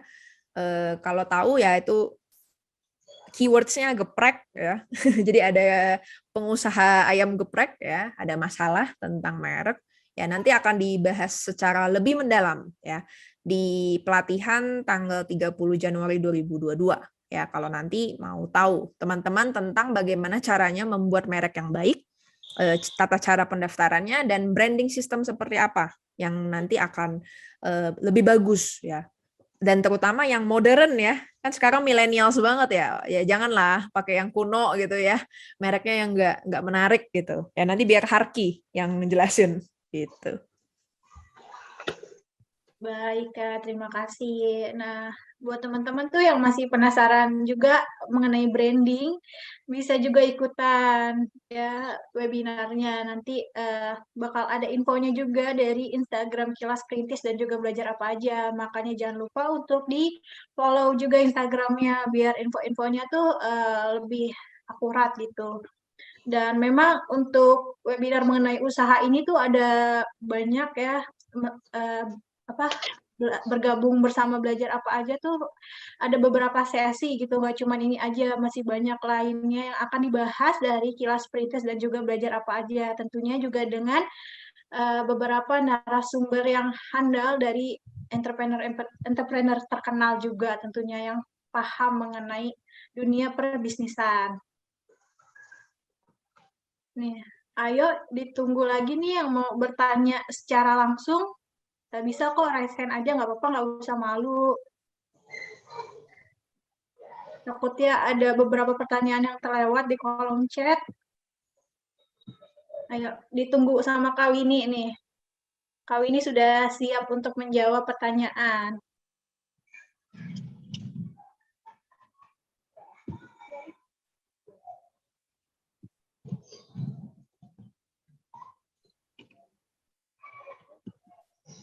Saya mungkin boleh sambilan sharing aja kali ya, sedikit aja.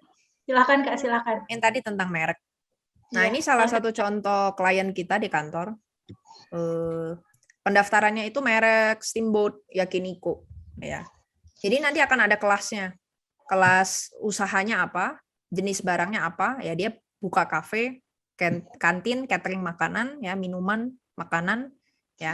Jadi ini sudah didaftarkan, ya, mereknya. Jadi yang seperti ini sangat concern, terutama Anda yang punya usaha makanan minuman, ya. Aduh, sekarang tuh nyaplok-nyaplok orang, ya.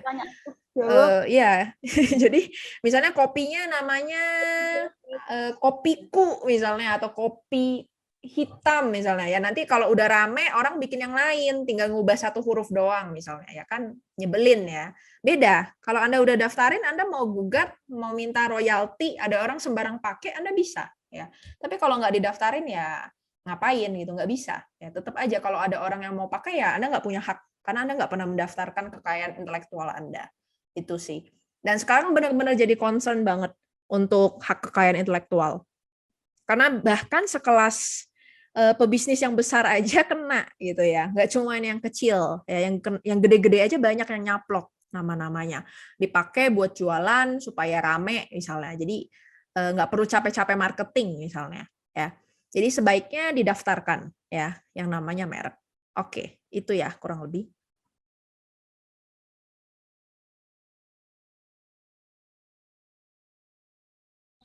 Baik, terima kasih Kak Winnie atas sharing-sharing kecilnya terhadap merek dagang ya. Emang merek dagang tuh krusial banget sih Kak. Bisa kadang juga di Instagram kan ada yang pakai, tahu-tahunya buat nipu, kan itu bahaya banget ya Main Kak. screenshot aja, iya. Iya, apalagi kalau misalnya merek dagang yang terpercaya ini belum didaftarkan, namanya kan juga reputasinya juga jadi jelek kan Iya, Kak. bener banget, bener banget. Jadi kasihan Nah, jadi kan. penting ya penting banget Iya. buat teman-teman yang punya usaha untuk sekarang saya bisa bilang apapun usahanya sebaiknya didaftarin aja mereknya ya. Terutama ya tadi makanan minuman. Kenapa?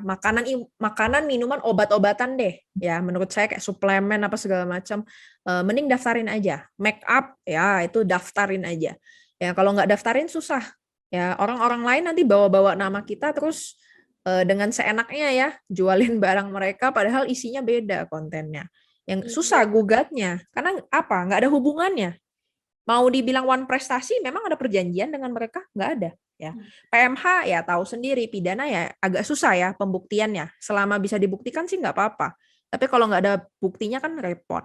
Tapi kalau Anda sudah daftar merek ya bisa aja kan kita gugat minta royalti. Situ pakai nama saya, merek saya nggak bayar.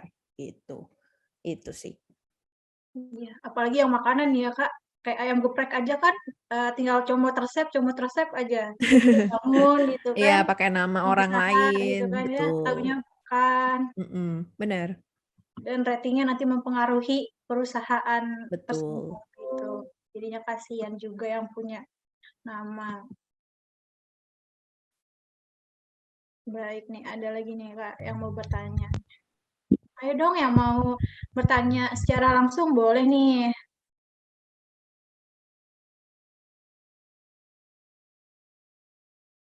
Barangkali saya boleh jawab, ini ada satu Oh ya yang boleh. pertanyaan singkat, apa dasar hukum tentang PT perorangan? Boleh silakan. Dasar hukumnya itu di Undang-Undang Cipta Kerja, Pak, ya, di UU Omnibus Law, sama di PP. PP-nya itu nomor 8 tahun 2021, ya, undang-undangnya tadi nomor 11 tahun 2020 tentang Undang-Undang Cipta Kerja. PP-nya itu nomor 8 tahun 2021 tentang modal dasar perseroan serta pendaftaran pendirian, perubahan dan pembubaran perseroan yang memenuhi kriteria UMKM. UMK, usaha mikro dan kecil. Ya. Itu dua instrumen yang saya tahu yang ngatur tentang PT perorangan. Ya, bisa jadi referensi. Memang ribet ya baca Undang-Undang Cipta Kerja karena dia gabungan dari banyak perubahan peraturan perundang-undangan. Jadi kadang-kadang waktu kita baca suka skip ya, tapi ada disebutkan bahwa PUMK itu dibagi menjadi PUMK yang didirikan oleh 2 orang atau lebih sama PT perorangan itu ya. Oke, saya kembalikan ke moderator. Baik, terima kasih Kak Winnie. Oh ya Kak Winnie, ini ada yang bertanya lagi nih Kak Winnie.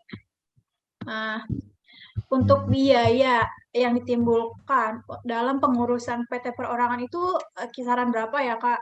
Soalnya kan ada beberapa orang juga kan yang belum tahu nih kisaran biayanya. Jadi harus menyiapkan dulu nih biayanya. Gimana tuh Kak?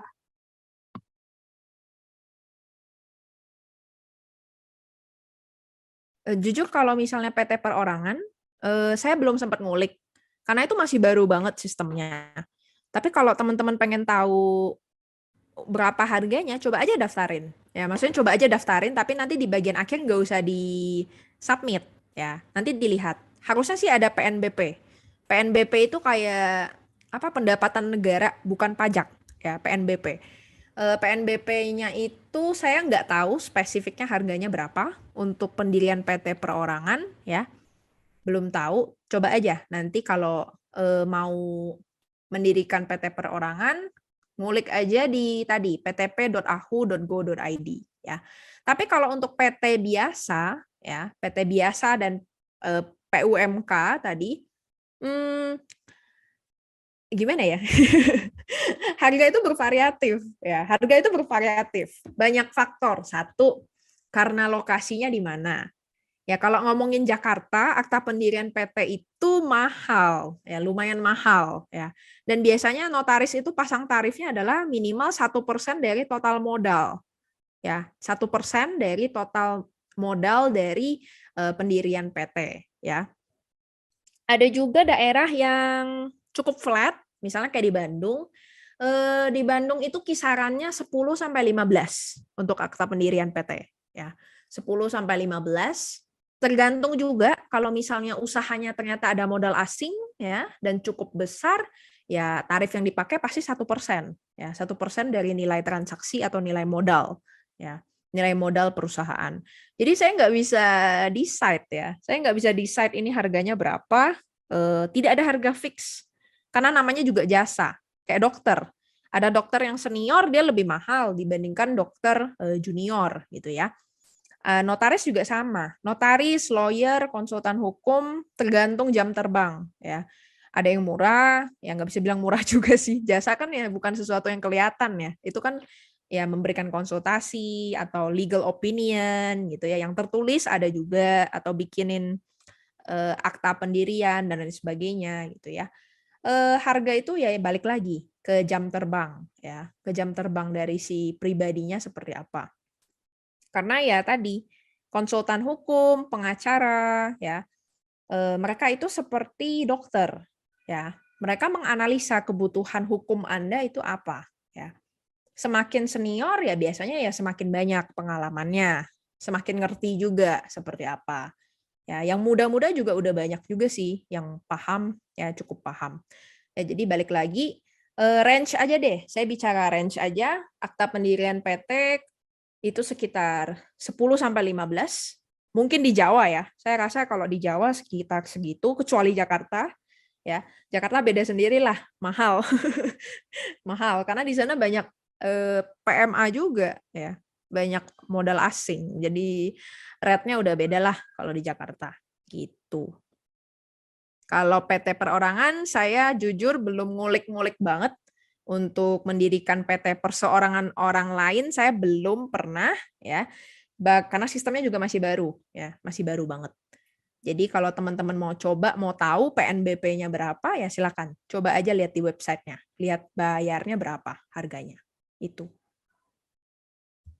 Baik, terima kasih Kak Winnie.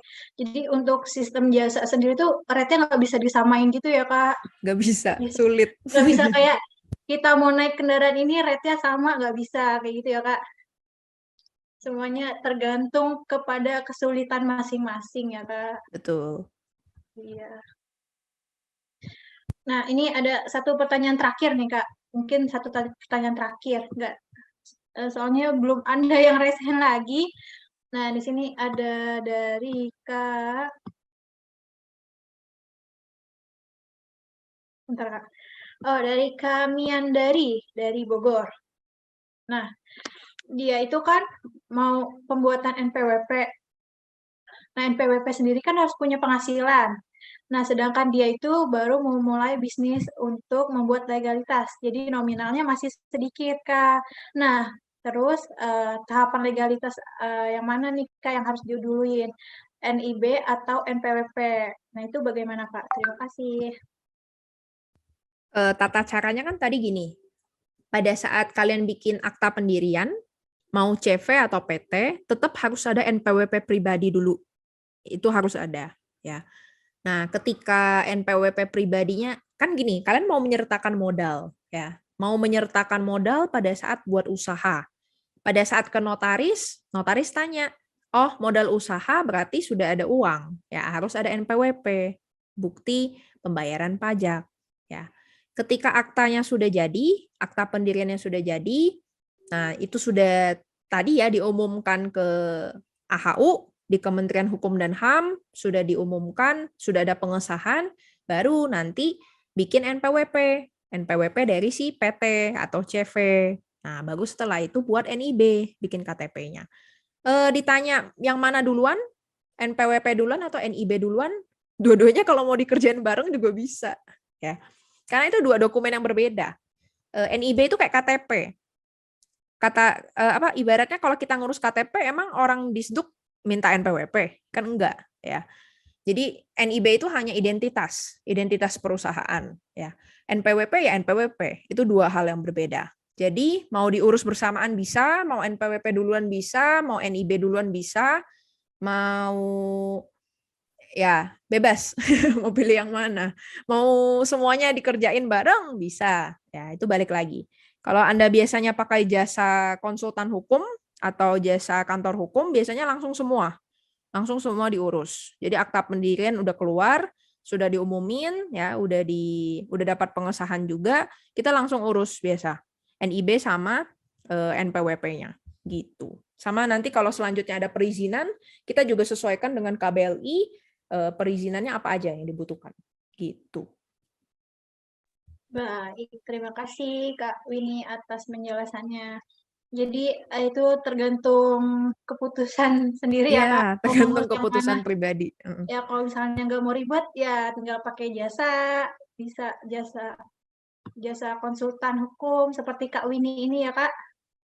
Yang daerah Bandung bisa pakai jasa konsultan dari Kak Winnie nih. Enggak, Enggak silakan. tuh. Atau yang dari luar Jakarta juga bisa nih Kak. Silahkan. Karena gini, Ya, pendirian PT nggak lihat daerah sih. iya. Nggak wajib harus di Jakarta. Mau minta ke notaris yang di Bandung boleh. Ya, mau minta dianalisa sama konsultan hukum di Bandung boleh. Nggak terbatas di daerah mana. Gitu. Oke. Bisa silakan hubungi Kak Winnie jika ingin mengurus surat-surat usaha yang lain. Untuk lebih lengkapnya, silakan hubungi CP yang tertera. Mengurus sendiri bisa juga ya, kecuali akta pendirian. Akta pendirian silahkan ke notaris, karena itu ada kewajiban memang notaris yang berwenang untuk membuat akta pendirian, kecuali tadi kalau PT perorangan ya. Kalau PT perorangan ini kalian tinggal akses saja ke websitenya gitu. Oke. Untuk kontak ya silakan, ini ada kontaknya di sini. Ayo, jangan lupa di screenshot, siapa tahu nanti di kemudian hari butuh. Ya, barangkali butuh ya. Iya, betul, Kak. Dan kira-kira tuh dalam mengurus izin CP dan PT tuh berapa lama ya, Kak? Nyampe tahunan nggak sih, Kak? Oh enggak, nggak nyampe tahunan, enggak. Paling cepet ada yang sebulan sudah jadi, ada yang CV itu nggak lama. CV itu paling hanya 2 minggu lah, 2 mingguan. Yang susah itu biasanya kalau dia PMA, ada modal asing, itu bisa berbulan-bulan karena kita harus dari Kementerian Hukum dan HAM pasti akan ngecek ini benar nggak sih warga negara asingnya masuk secara legal ke Indonesia, ya itu dicek banget kalau PMA. Kalau orang Indonesia saya rasa nggak terlalu ribet sih, paling 1 bulan, paling cepat lah sebulanan. Paling lama ya kalau emang usahanya yang susah banget kayak konstruksi, ya pertambangan, yang kayak gitu-gitu bisa beberapa bulan lah untuk nunggu gitu. Karena biasanya akan di cross check lokasinya, ya tempat usahanya seperti apa, begitu.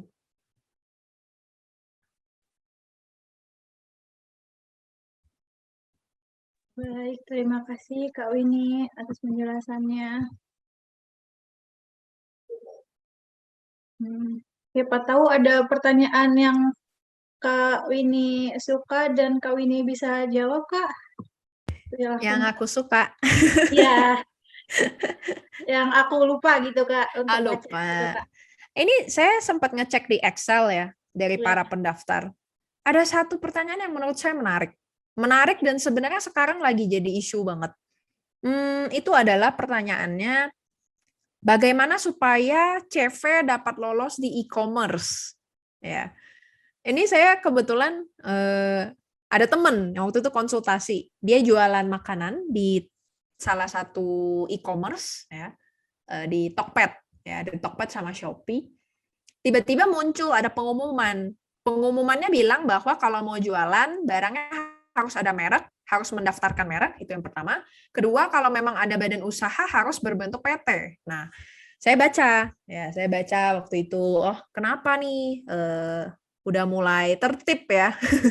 Sekarang e-commerce mau jualan nggak bisa sembarangan ya. Kalau barangnya ada merek harus didaftar. Udah mulai ya menghimbau. Ya mereka belum mewajibkan tapi udah ada himbauan. Dan saya lihat prediksi ke depannya ya bakal diwajibkan ya. Jadi salah satu legalitas yang nanti kalau kalian mau jualan, kalian harus daftarin merek sama kalau memang bentuknya usahanya bukan perorangan harus ada badan usahanya. Terus pertanyaannya mau lolosinnya gimana? Saya lihat ya nanti kalian harus upload akta pendirian sebelum kalian mau jualan di e-commerce itu. Dan ya itu balik lagi. Ya itu materi yang kita pelajari hari ini, tata cara PT dan tata cara pendirian PT dan CV ya. Karena di e-commerce itu mungkin karena banyak menampung penjual ya. Jadi pemerintah juga lihat, oh ini adalah salah satu cara gimana kita bisa mentertibkan masyarakat supaya lebih taat administrasi lah, ibaratnya gitu. Jadi jangan sampai ada barang-barang yang nggak ada BPOM gitu ya, nggak ada izin ya, mereknya nggak jelas, ngambil dari orang, namanya cuma diganti satu abzat. Nah, barang-barang yang kayak gitu mau diusahakan disingkirkan dari e-commerce. Ya, jadi saya lihat juga ya bagus juga sih, bagus juga diperketat seperti itu supaya barang-barang yang dijual juga barang-barang yang terjamin ya, barang-barang yang jelas, yang kita terima itu barang-barang yang benar lah legalitasnya ada, yang nggak sampai merugikan kita gitu. Nah pertanyaannya bagaimana cara lolosnya kalau saya mau bentuk CV itu di pertanyaan di Excel-nya itu di pendaftaran ya silahkan dirikan CV gitu. Kalau mau bentuknya CV ya silahkan ikuti prosedur tata cara pendirian CV kalau memang cocoknya CV. Kalau nggak cocok CV mau PT PUMK misalnya silahkan ya, itu balik lagi kebebasan masing-masing gitu. Mau daftarin merek kalau memang barangnya produknya makanan atau minuman atau obat-obatan make up silahkan secepatnya daftar merek Anda sebelum orang lain yang mendaftarkan merek Anda gitu. Iya. Iya sih Kak, soalnya kan di e-commerce tuh kan ya pihak e-commerce-nya juga nggak bisa selalu ini ya Kak. Jadi semua pedagang tuh kayak masuk jadi beralih ke dunia digital. Jadi kalau misalnya ada yang Betul. menipu juga kan takutnya nggak lolos saringan gitu ya Kak. Betul Jadinya banget. jadinya sekarang e-commerce tuh lebih inilah lebih ketat gitu Kak. Iya. Takut mencoreng nama juga sih ya Kak. Iya, kan kasihan juga sebenarnya e-commerce-nya. Iya. Ketika mereka jual barang ilegal ya mereka juga yang disalahkan. Oh, jangan ke ini deh, jangan belanja di sini. Hmm, Barangnya palsu misalnya ya kan balik lagi ke reputasinya mereka iya. gitu. Dari buku bajakan sampai reseller-reseller yang kosmetik yang nakal gitu kan Kak, banyak tuh ya Kak kayak gitu tuh. Betul. Nah, nih ada satu terakhir nih, ini janji terakhir nih Kak. Nah, bagus nih, pertanyaan dari Kak Said M. Furqan. Apakah bisa PT di Indonesia diambil alih dari badan usaha yang ada di luar negeri? Nah, itu gimana tuh Kak? Banyak, banyak kayak Unilever itu kan dari luar negeri. Cuma punya punya usaha di Indonesia. Ya, balik lagi, jenisnya seperti apa bentuknya? Apakah joint venture, gabung dengan orang Indonesia gitu ya? Atau dia memang murni asing, ya tapi murni asing juga mereka harus ada komposisi. Pemilik sahamnya harus ada orang Indonesia gitu. Atau mereka headquarters-nya harus ada di Indonesia. Ya, nggak bisa di luar negeri, tapi mereka cuma buka branch, itu nggak bisa. Bisa-bisa aja, itu nggak ada masalah. Banyak banget, kan? Banyak kan produk dari luar negeri yang sudah ada di Indonesia gitu. Baik, sudah terjawab ya Kak Said oleh Kak Winnie nih. Nah, kita sudah ada di penghujung acara nih. Untuk teman-teman, jangan lupa untuk mengisi link absensinya dan juga untuk follow Instagram dari Kilas Perintis dan juga belajar apa aja untuk nantinya bisa mendapatkan sertifikat yang akan dikirimkan melalui email teman-teman. Jangan lupa di-follow ya. Nah, selanjutnya karena kita sudah berada di akhir pembicaraan nih Kak, mungkin Kakak bisa memberikan sedikit closing statement nih terkait webinar kali ini. Silakan Kak. Saya mungkin tambahin dikit ya, tadi pertanyaan yang tentang asing, baru keinget Iya, sekarang. nggak apa-apa Kak. Silakan Kak. Ada beberapa bidang yang nggak boleh. Ada beberapa bidang di Indonesia tuh yang nggak boleh, yang diatur dalam Undang-Undang Dasar 1945, ya itu ideologi, itu adalah bagian dari founding fathers ya memang sudah diarahkan ya negara Indonesia kalau yang hubungannya dengan air, kekayaan alam yang fungsinya untuk kehidupan manusia sebagai bahan dasar itu nggak boleh ya, nggak boleh diambil alih oleh asing ya. Jadi ada beberapa bidang ya. Terus kalau untuk BUMN itu nggak bisa sepenuhnya diambil alih sama asing ya. Jadi dilihat dulu bidangnya itu. Dan untuk closing statement-nya, balik lagi, Jadi pebisnis itu nggak gampang. Ya, saya yakin nggak ada yang gampang lah. Namanya juga kerja, nyari uang itu nggak gampang. Tapi balik lagi, seperti apa yang disebutkan oleh Elon Musk, kalau Anda mau buat sesuatu yang bagus, ya starternya juga harus bagus. Ya. Pilihlah badan usaha sesuai dengan kebutuhan Anda, ya sesuai dengan apa yang partners Anda mau. Jadi bukan hanya keinginan diri sendiri ya, tapi juga oleh partner kerja Anda. Ya.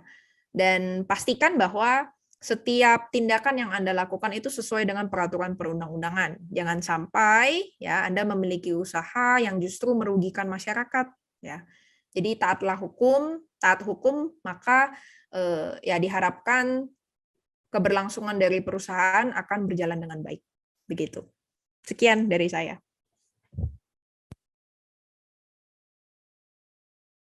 Baik, terima kasih Kak Winnie atas closing statement-nya. Nah, dengan selesainya forum diskusi dan tanya jawab ini, maka saya sebagai moderator bisa tarik kesimpulannya nih, bahwa dalam menentukan sebuah usaha tidak hanya menentukan jenis usahanya saja yang perlu ditentukan, tapi juga badan usaha yang akan menaungi jenis usaha tersebut juga perlu ditentukan agar nantinya perusahaan tersebut memiliki badan usaha serta perizinan yang jelas. Dan entah itu memilih badan usaha CP, PT, ataupun yang lainnya, semuanya itu tergantung kepada kemampuan dan kebisaan masing-masing ya Kak. Dan juga dalam tata cara mengurus CP dan PT tentunya memiliki persyaratan yang beda-beda dan tingkat kesulitannya juga berbeda-beda. Semuanya tergantung kemana badan usaha yang akan kalian pilih nantinya. Oleh karena itulah, jika kalian merasa tidak sanggup untuk mengurusnya sendiri, lebih baik hubungi pihak-pihak yang mengerti dan mampu dalam pengurusan badan usaha tersebut. Terima kasih. Dan selanjutnya nih Kak, ada penyerahan sertifikat dari kita Kilas Perintis kepada Kak Winnie Sanjaya secara simbolis. Ya, nah, untuk operator dimohon, oh sudah. Berikut ini sertifikat dari kita Kak kepada Kak Winnie Sanjaya. Terima kasih ya Kak sudah mau Terima menjadi kasih. pembicara dalam webinar kali ini. Jangan kapok-kapok ya Kak, belajar apa aja dan Nggak akan. Kilas Perintis semoga tetap terjalin hubungannya ya Kak. Amin. Jangan kapok ya Kak. Terima kasih semuanya, terutama kepada panitia dan para peserta. Senang banget bisa berbagi, ya setidaknya memberikan pemahaman hukum kepada masyarakat secara luas. Iya, kita juga senang sekali kok bisa bekerja sama dengan Kak Winnie dan juga belajar apa aja yang tentunya banyak pihak-pihak yang mengerti ya Kak.